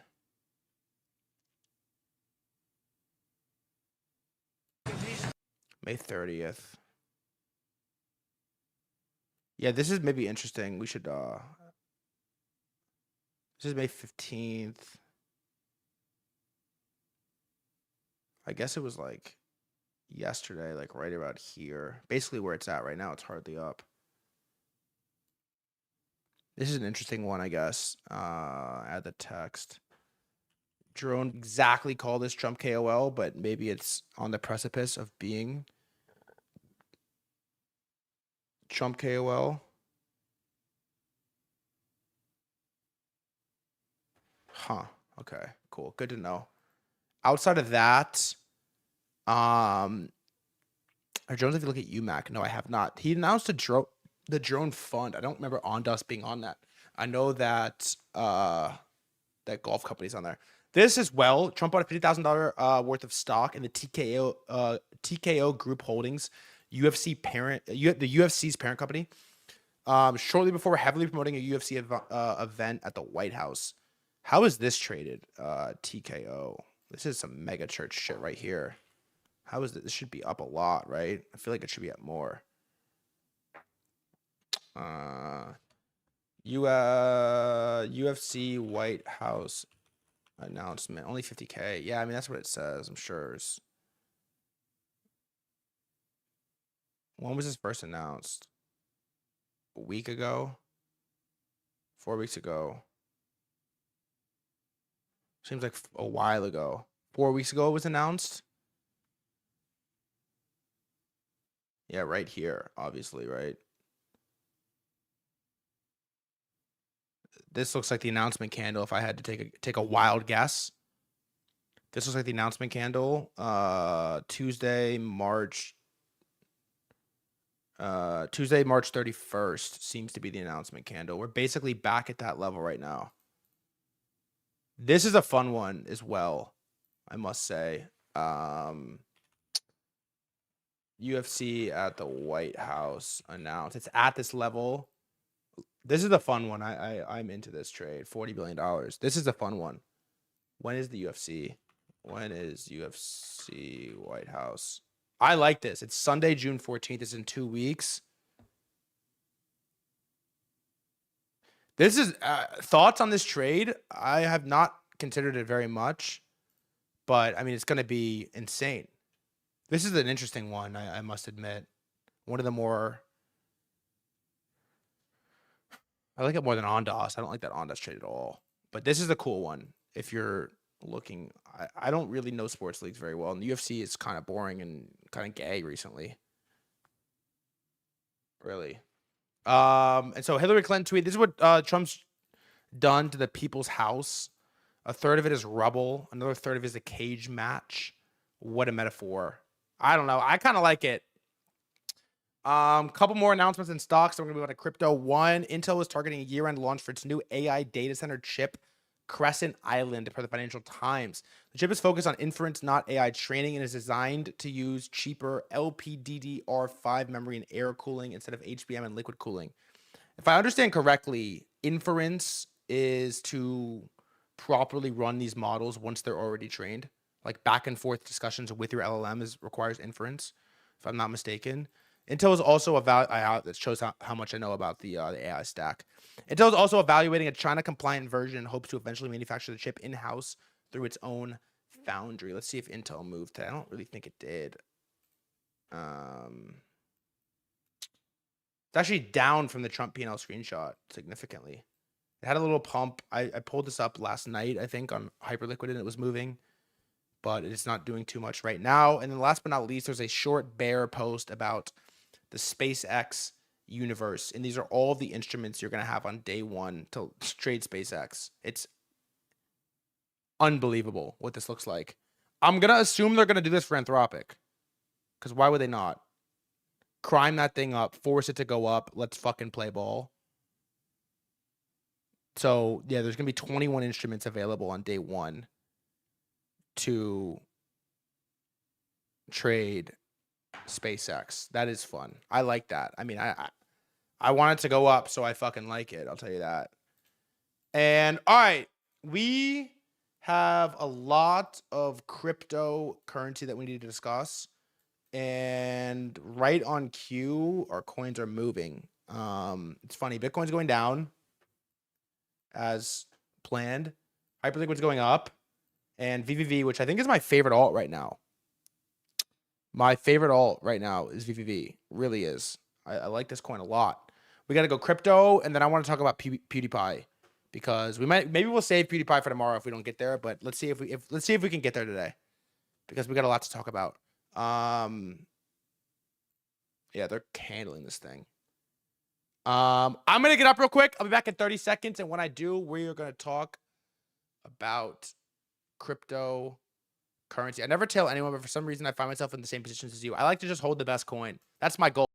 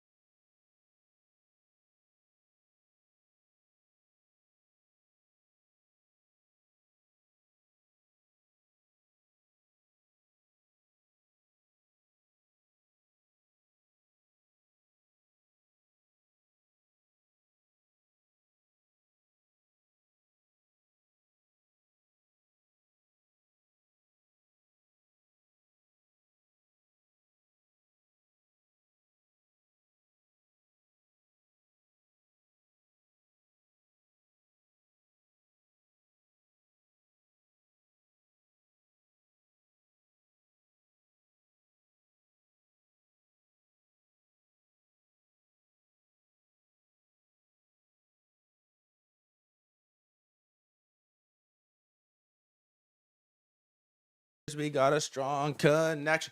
All right. First and foremost, Ken never miss his first shot. I love you. First and foremost, Michael Saylor has sold. I said this before at the beginning of the stream. I'm going to say it again. I think he did the worst possible thing here, which is that the market's been kind of pricing in a Saylor sell for a while, and then he goes and he sells, but he sells 32 fucking Bitcoin. He sells pennies. And the problem with selling pennies is now there's no you accomplish nothing because the market dumps and nobody really knows why the market dumped. Like you don't know how hard it. What I mean by that is you don't know how hard it dumped or how hard it will dump when he throws a yard in there. If he does, there's no way to test liquidity on that. And so the market dumped and you can only gauge X% being the social part of Michael Saylor selling, like the effect of Michael Saylor selling, but you have no way to gauge what the impact of his actual sells. Because the way it feels is that it feels like there's no bidder in this market other than Saylor, but we don't really have any way to tell. And so the next time he sells, will there be social dump as well? Like, I don't know. I think until further notice, Bitcoin is completely uninteresting, and I don't really know what is going to change that in the short term. Like where the flow is going to come from, especially if Saylor is done buying. I don't know that he's done buying, but where are they coming from on Bitcoin? I mean, this thing is like, it's in a brutal spot. Where are the flows coming from? I don't know. So MicroStrategy sold 32 Bitcoin for $2.5 million at an average sale price of 77. By the way, 77,000 is insane. 77. Yeah, Grant Cardone Capital. $77,000 is what they sold their Bitcoin at. Hold on, give me 1 second.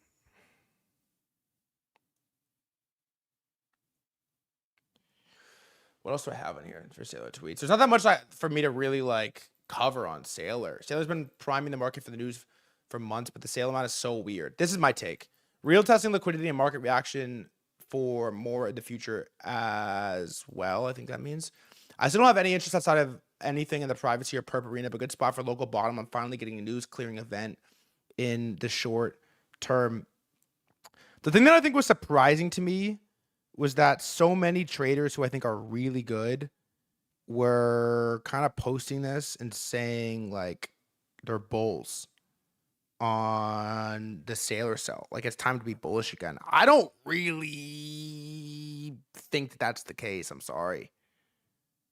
I don't know why that's the case really on Bitcoin. I understand the general like, all right, sorry, I'm good. I don't understand the general, like, I understand the general thought process of like, okay, the fear moment has happened, max pain, max panic, whatever. Now it's time to enter. But again, I don't know what it's going to take for there to be real flows to come back into Bitcoin. He needs 1.7 billion a year forever just to cover dividends. Yeah. It's scary. Look at Edge X. What happened?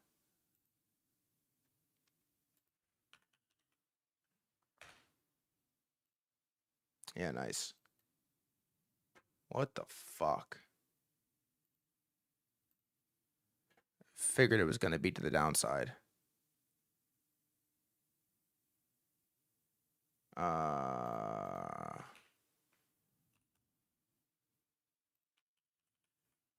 doesn't even have it. What happened? What happened? What happened? What happened? What happened? Nothing. Holy fuck.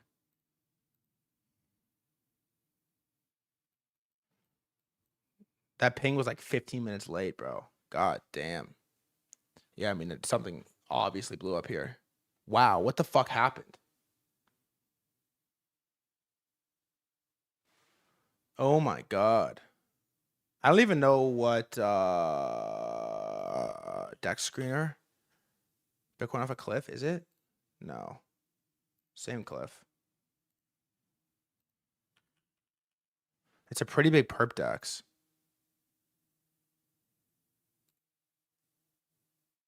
What's the...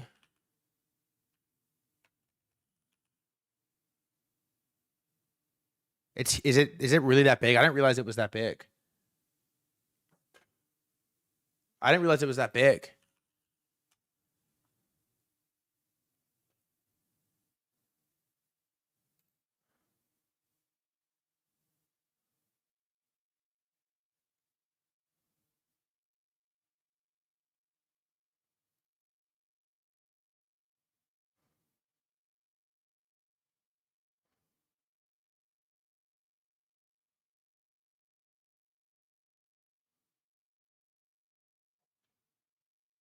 Is $1 billion of OI? Are you serious? Oh, 16. 7-day revenue. Edge X. Fuck.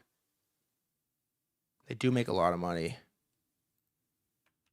What's the perps? Perps.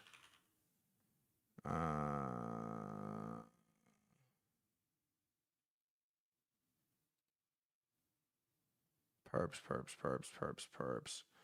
Open interest. Fuck, they have $650 million of perps. Later.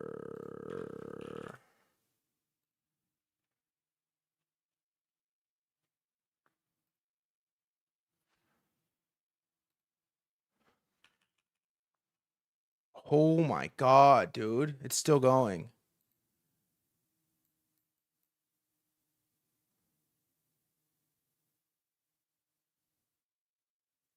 God, it's minus 700% funding.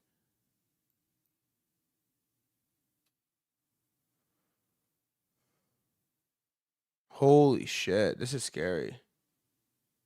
No one's even tweeting about it. You insert click top link on Google Chrome. I don't have keys in this computer. This is a stream computer has nothing on it. There's nothing to do. But yeah, it's probably still bad OPSEC, but I have no there's nothing on this computer. Does the market care about this? Hyperliquid does not. Long bottom, no. I would not. Brave browser must safer. Yeah, it is. Damn, they have a lot of OI. Done $42 billion in 30 days. How was there no post? I didn't realize it was that big.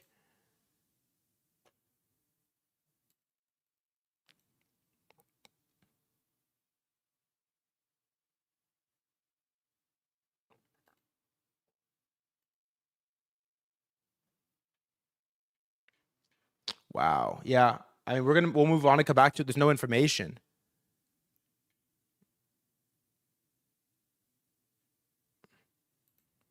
Crypto is pretty fucked. Couple spots, and you can't try to be cute. Well, I mean, there's not even a tweet a minute about it. No one's even seeing it. No one's even posting it. The last post about it was 3 minutes ago. That's unbelievable. No one's even posting about it. God damn.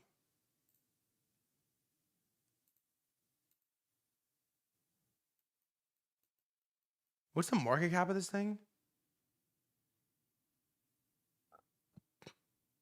I don't know how to use market cap. It doesn't even say. How does it not say? I don't even know how to use later.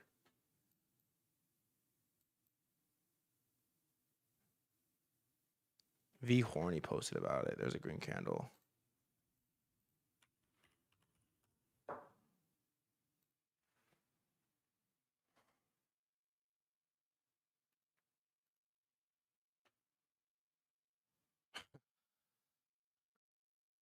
$128 million.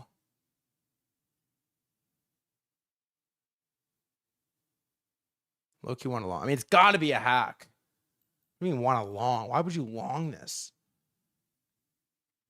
This is the type of trade you just get blown out on for like no reason.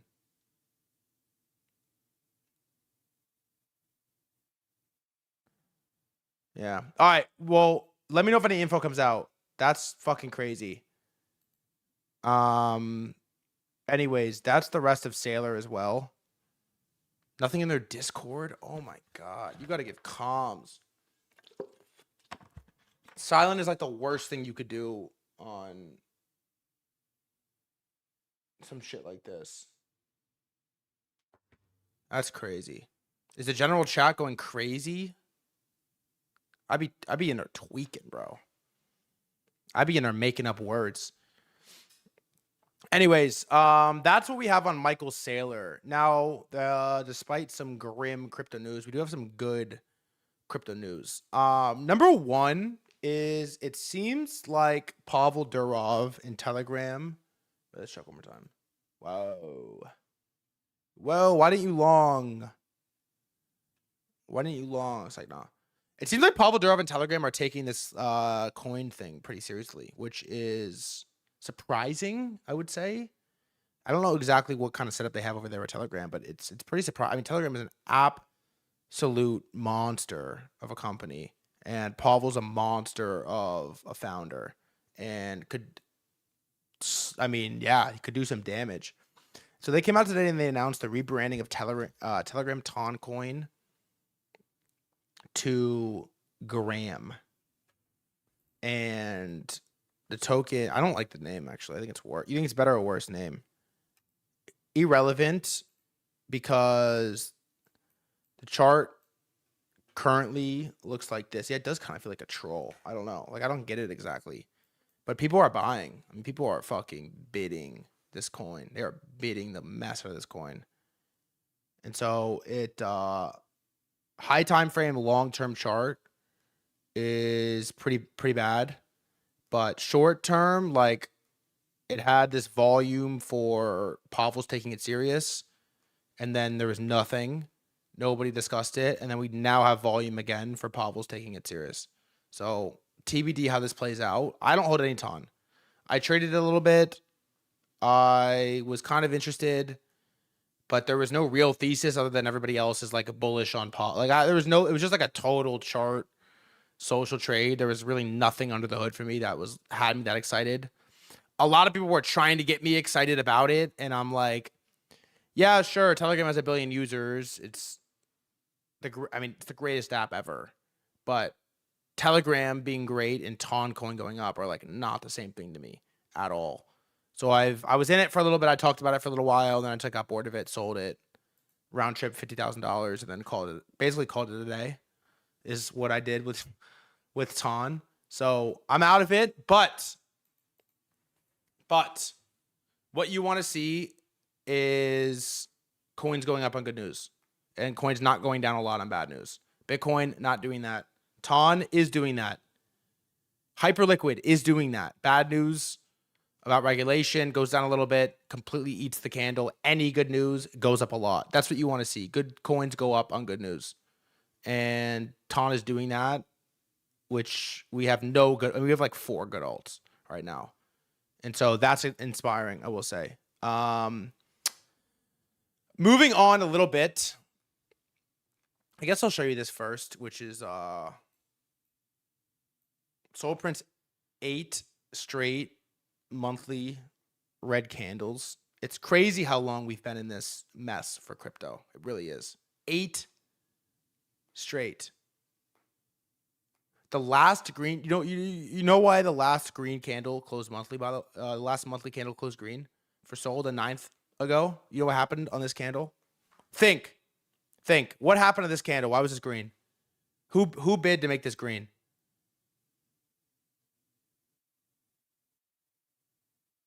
Who was the last bidder?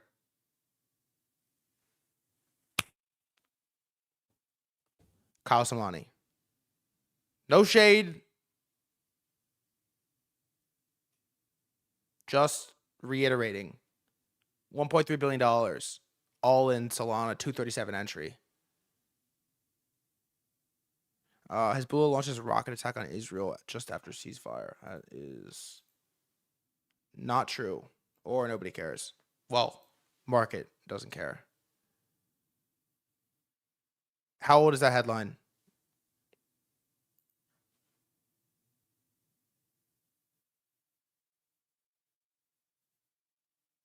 Tell me how long the headline is. It feels like it's got to be old or fake, or it's just generally insignificant. Anyways, Sol's really, really down bad. And Jez made this tweet. Let me check it real quick. Intercepted News. Spill launches rocket attack on Israel after ceasefire. Yeah, we'll see. Remind me in like 3 minutes to check again.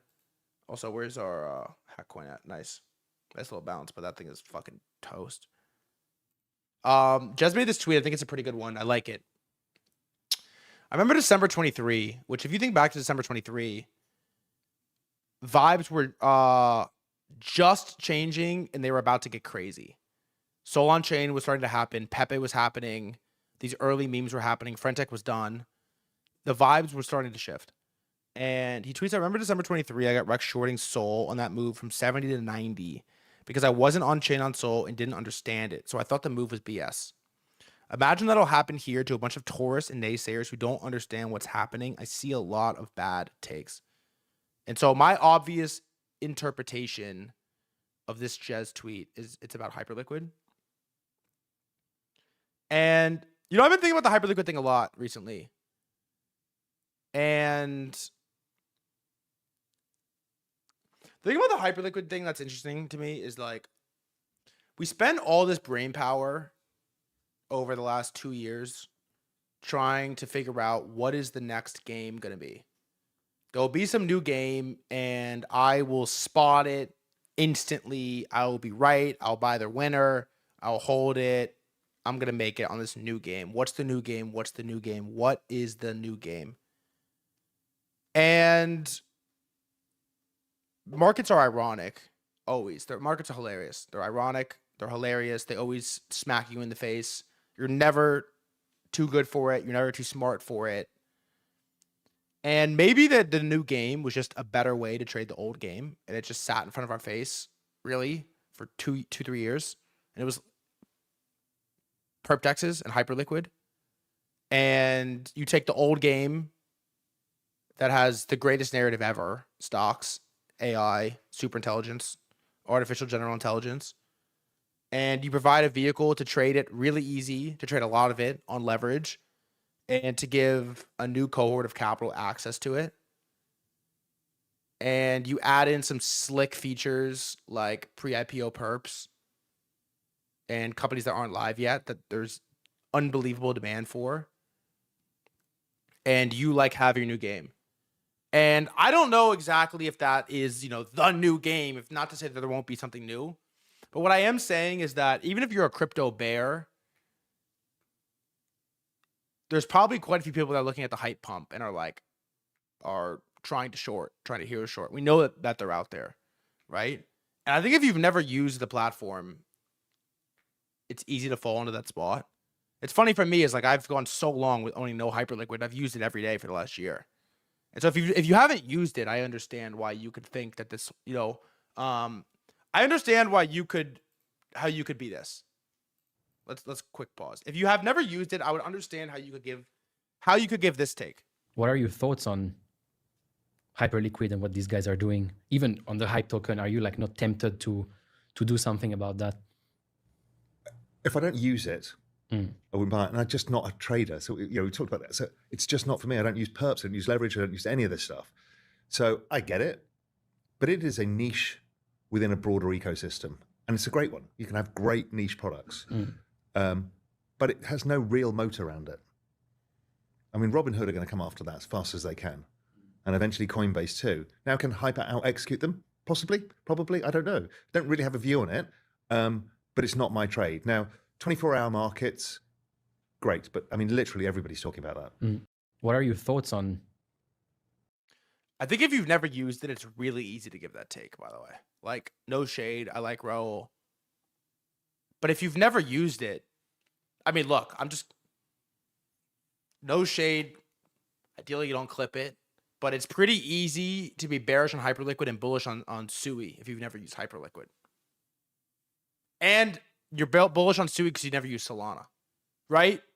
That's the only possible way you could ever have been bullish SUI at any moment or was it Say? I don't even know. The only possible way you could have been bullish one of these execution chains is that you never used the chain, which is understandable, but it makes it really hard to trade if you never used it. Like, if you never used last cycle, if you were to say to yourself, I'm going to long SUI or any of these other like high TPS chains because they're going to outperform Solana, you didn't understand why Solana went up in the first place. Because you never traded Pump Fund, you didn't buy the AI coins, you didn't buy the memes, you didn't buy any of these coins. And so if you never used Solana in 24, then you would have easily convinced yourself to be bullish on some other performance chain, which AVAX, whatever, they all did terrible. They all did horrific last cycle. Solana mogged all of them. So from the same lens, if you've never used Hyperliquid, it would be very easy to convince yourself that Coinbase is just going to eat their lunch, or that Robinhood is just going to eat their lunch, or that the product isn't that good, or it's niche, or it doesn't have that big of a moat.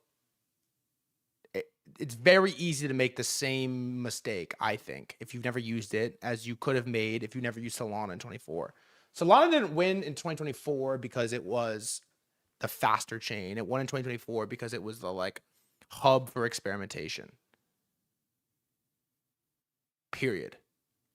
And so I look at Hyperliquid and I'm like, I don't know if this is the new game we were promised by the gods in crypto, but there's a decent argument for it. And I have convinced myself, I don't know, I've gotten so bullish on it. The decoupling from Bitcoin price action is like unbelievable. And I just think it's a monster. It's such a monster, man. It is such a monster. And the chart is just, I don't know. I don't have some like generational rant to go on for you, other than the fact that this thing is just like, it's such a monster. And, part of the whole bit of like, Coinbase is going to eat their lunch. Part of the whole Hyperliquid thesis is like they're eating Coinbase's lunch, not the other way around. Like it's a product. It's ultimately a product game. Like, why did Robinhood destroy everybody in options? Why did Robinhood like win retail options? It's like, well, the free trading thing was great, and that was really cool, and it probably was great for marketing and it was great for advertising. And it probably won them a lot of traction. But Robinhood won because of product. In my opinion, Robinhood won because of product. It was so good. It was so smooth. It was so easy to use. It was so easy to understand. It was the cleanest. The branding was clean. It was so easy to get on board. It just was. It just had it, bro. It had the juice. You just use Robinhood. I get on Hyperliquid for a month, and then I open a brokerage account and try to trade on Robinhood, and I'm like, what the fuck is this? This is terrible. I hate this. Compared to like an HL. Robinhood product is incredible. It's the only brokerage account I use. But it's a product game. And so to think Coinbase can just like snap code do it, I think is very generous to Coinbase. And then it also is a DEX. It's a huge shilling point of Hyperliquid. Is like, think about how much money exists. A data set of funds is unbelievable. How much money exists in offshore that can't trade US equities, that can now trade US equities. And so the one thing that I'll say Is like, I don't know what is going to lead this run, how high we can go from here. But what I will say is that the only way you look at Hyperliquid PA right now in crypto and say, no, all of crypto sucks, all of crypto is a scam, this is a fake pump, is if you've never used the product. Because I think if you've used it, if you're watching price action and price discovery on Cerebrus pre-IPO, if you're watching Cerebrus re-rate their IPO price because of pre-IPO PA on Hyperliquid, if you've been watching these things, there's no possible way you could believe that. You just look at this and you think, man, it's actually an unbelievable product. And it's funny to watch the guys like Eric and a lot of these ETF Twitter accounts discover Hyperliquid for the first time, post about the tokenomics for the first time, and say, wait, this doesn't even make sense. Wait, they buy back how much? They make how much money? They have how many employees? What? You watch them discover Hyperliquid from first principles and say, oh my God, this is a behemoth. And so that, amongst a couple other coins, to me, you find yourself excited about crypto again. I think it feels like it's time to play ball on a couple coins, 5 coins, 6 coins, maybe some combination of Hype, VVV, Zcash, Near, Ton, maybe lighter, maybe if you're daring and bold. But there's just a lot of this posting again that I think has all the revenues are downtrending for like 1 year plus. Yes, but you gotta, like, it's a little bit misleading because nobody's trading crypto anymore. Everyone's trading stocks on Hyperliquid, and they have like the growth mode thing on. They're not taking that much. They're taking intentionally taking significantly smaller amount on fees to trade stocks. And so all the volume is trading stock. Like, revenue is probably down, but volume is up. How do I see a volume chart? I want to see a volume chart. Perp volume. I want to see volume chart. Volume.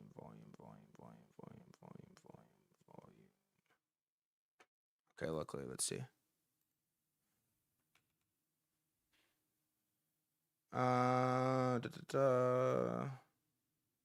Yeah, it's basically flat. It's consolidating, but you lose all the crypto volume. Of it's down a lot. Crypto volume's down a lot. This is when. This is 1010 is where.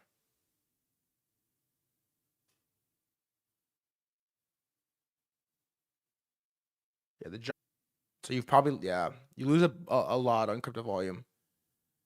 But I don't know. The circle fees aren't in that chart. Yeah, true. It's hard not to be the most excited about a crypto product I bet it's Friend Tech on Hyperliquid. I know that's like an obvious take. Everybody has the take. But it's fun right now. It's fun. It's good to see. I've seen a lot of these posts that I think are pretty good. Cautiously optimistic. We're seeing early signs of a new bull market. We have clarity coming. We have CFTC and SEC tripping over themselves to allow crypto. Wow, EdgeX bounce. Sick. Hyperliquid doing well. Crypto AI tokens are maybe going to do well. Venice is very cool. Distributed AI inference is also interesting. A lot of people like Noose Research. I don't know enough about it. I don't know. You're seeing a lot of these, like, a little bit of vibe shift in a couple spots. It was my original take, not the red guy. This was my original take. This is from May 7th, before a lot of these rips. Raging bull market, the few coins that actually matter. Flows consolidate. Bitcoin staircase is higher. Saylor sells, nothing happens. The rest of the trash continues to be trash. Bitcoin dominance, down only. Why not? We maybe got the Saylor Bitcoin part wrong or short-term wrong, but I think this is generally how it's going to play out. Like, Saylor sold and something happened, and Bitcoin did not staircase higher. And this wasn't the most contrarian take of all time, but I don't know, May 7th, like, what's Hyperliquid at May 7th?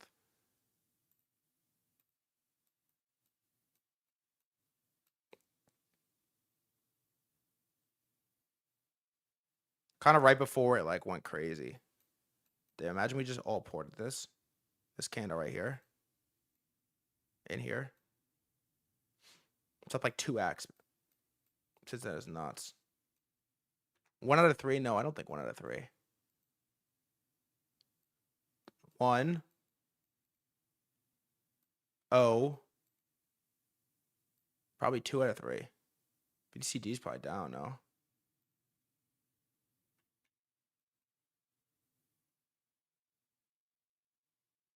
It was like top take Bitcoin dominance, brother. What are you talking about?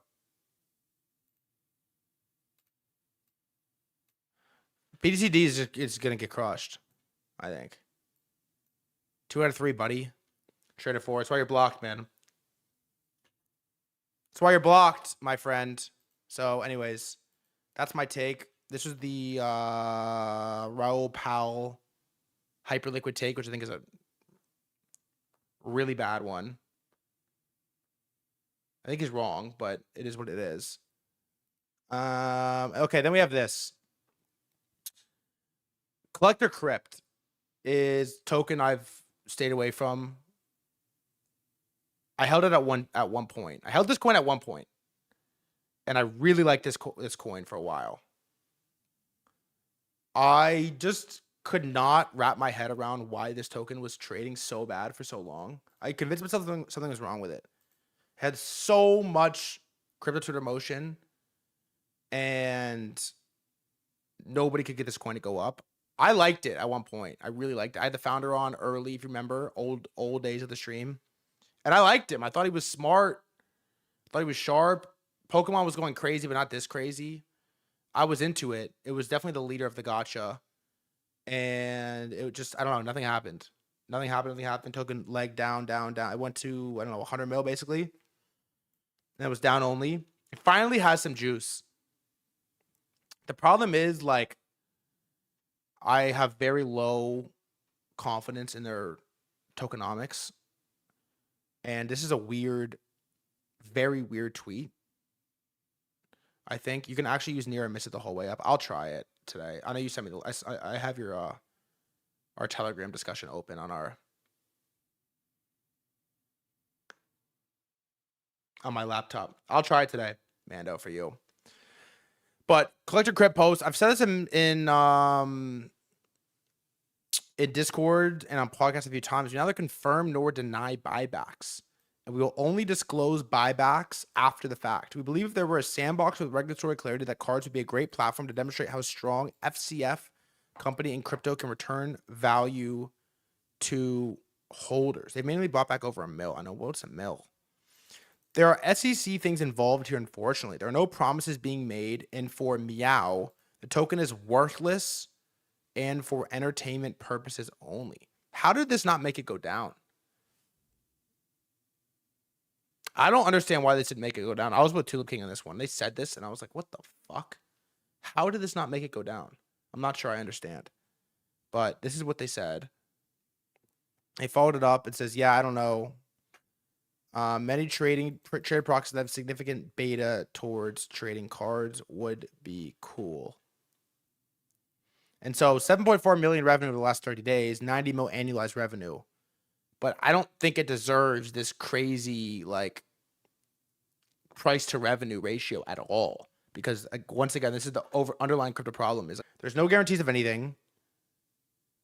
And I don't know how you could really trust it long term beyond what you get at face value is how I would think of it. But nonetheless, it has pumped a lot. It's at 54. Does anyone here hold it?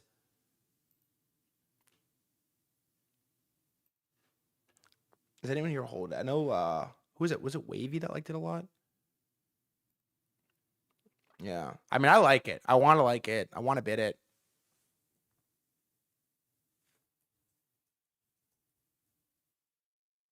How long you stream today?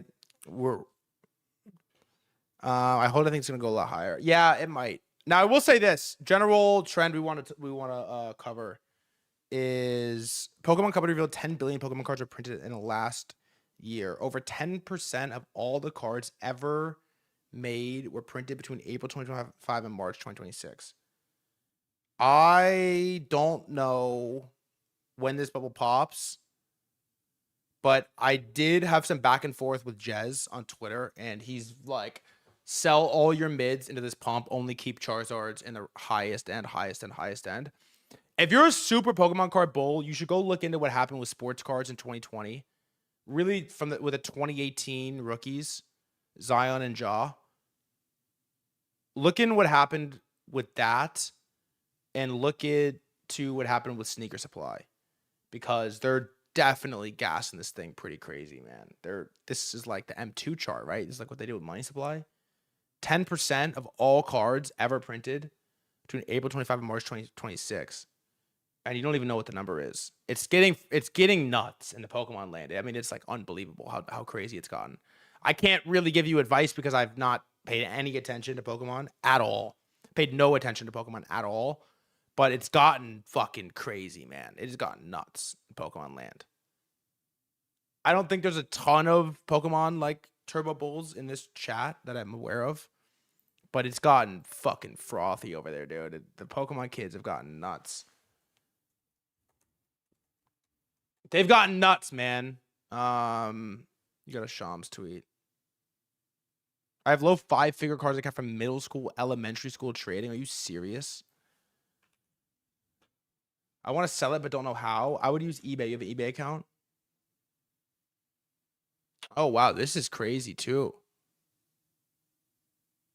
Steph Curry signed a shoe endorsement contract with Chinese company Li Ning.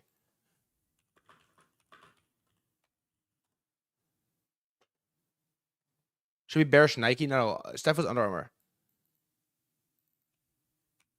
This will absolutely make it pump. No, they love basketball over there.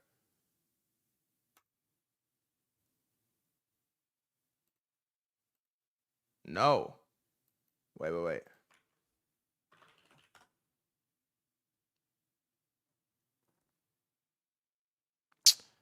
Two MCs happy to hop on stream and talk about cards. I'd be down to do it one time, maybe. We'll see. We haven't been doing a lot. I'm kind of like over guests at the moment. This is Lightning. Oh no, it's not. This is Lightning. Yes.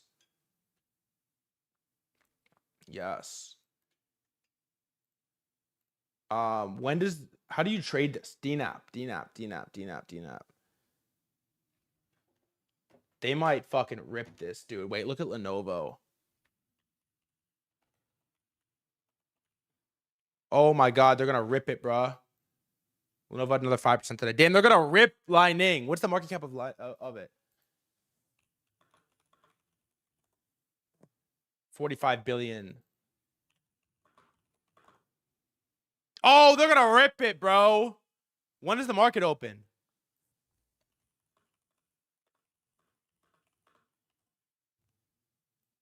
$9:30 EST. Dog, they're gonna fucking rip it.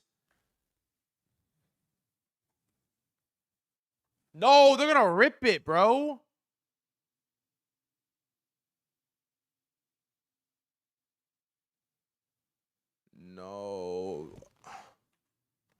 No, Shoku.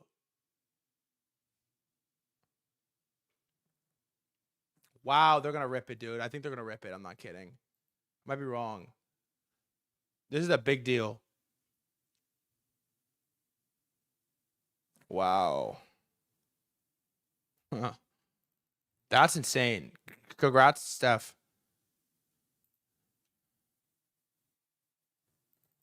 Congrats to Steph. That's awesome. What do you think? Oh wait, you said near. I wasn't paying attention. Oh my god, Hyperliquid. Let's fucking go, bro. It's just we're off to the races, brother. It's go time, man. Wow, near. Mando. All right. Tomorrow we're gonna do this whole PewDiePie local AI segment, and I'm gonna give you some more thesis on why I like VVV. We'll see what happens with Steph Curry. I think they're gonna rip Lightning. That's crazy. I think they're gonna rip it, bro. I think they're gonna rip it. Check out Pearl. We'll talk about Pearl tomorrow. Yes, we are gonna do PewDiePie. Now I am gonna do something right now. I haven't done this in a while, but there's a lot of new people that watch the stream. I have a Telegram. Yep, I'm doing it. I have a Telegram. I post in there all day, every day. I talk about my trades. I talk about my ideas. We have a sick community. Do not come in there posting some bullshit. You'll be kicked out. It's called The Pit. It's special. I can only share it like once a month now, and I'm picking you guys right now to do it. I'm giving you an opportunity right now to join. So this is a rare invite. If you really fuck with us, if you like what I talk about, if you're interested in topics that we discuss, they all get discussed in The Pit. It's kind of schizo. It's kind of like scary in there, so be careful. But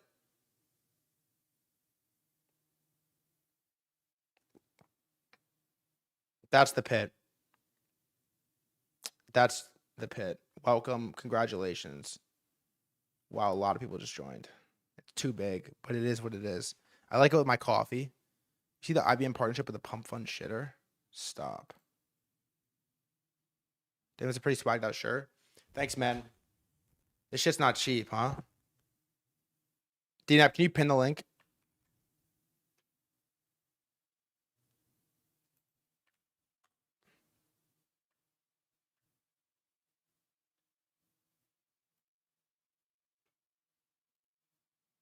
Wait, what?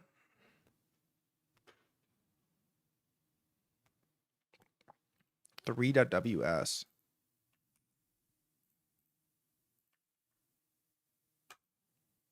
IBM shows at 2.7 mil. Nice. Oh my God, copper. Oh, dude, you ain't ripping. It's not there yet. It's not on my yellow line yet, bro. Come on. I already got it charted. Like, what do you mean it's ripping? I got it charted out, bro. Come on, G.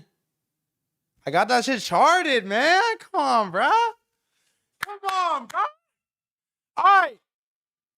I know you can't tell because I'm a fucking grinder and I work my ass off and I just like try so hard, but I'm sick as fuck. I have a double sinus infection. So I'm down atrocious. You should pity me and feel bad for me. But no, on a serious note, it's going to be a sick week. Market is hot. Crypto is hot. Everything is moving. I love you. I appreciate you. Nah, I'm not really a cat guy. I'm not a cat guy, but I'm not like, I wouldn't like describe myself as a cat guy. I'm a big dog guy though. I want to buy a dog. Sounds weird. I want to get a dog, but my roommate is like a mean, like anti-animal kind of like guy. Arthur Hayes tweeted WorldCoin. My roommate is like super like not. He don't fuck with animals at all, and it's just like kind of fucked. Ugh, WorldCoin. Arthur, come on, man. It's like we pump for one fucking day. You're talking about WorldCoin. Like, give me a break. Give me a break. Yeah, my roommate hates dogs, man. Like, he like really like doesn't fuck with dogs. Even like when we're walking down the street, I'll be like, oh my God, look at the dog. Shut the fuck up. What? Shut the fuck up. What? Come on, man. We should get a dog. Shut the fuck up. So it is what it is. But anyways, thank you so much for supporting. It's gonna be a big week. I need you here every day. I need you here every fucking day. We're getting good. We're getting smart. We're getting sharp. I'm live every day at 3:35 p.m. EST. I love you. I appreciate you. I'll see you tomorrow. Same place, same time. I'll catch you when I catch you. I'll see you when I see you. Have a great rest of your day. Love you, motherfuckers. Peace.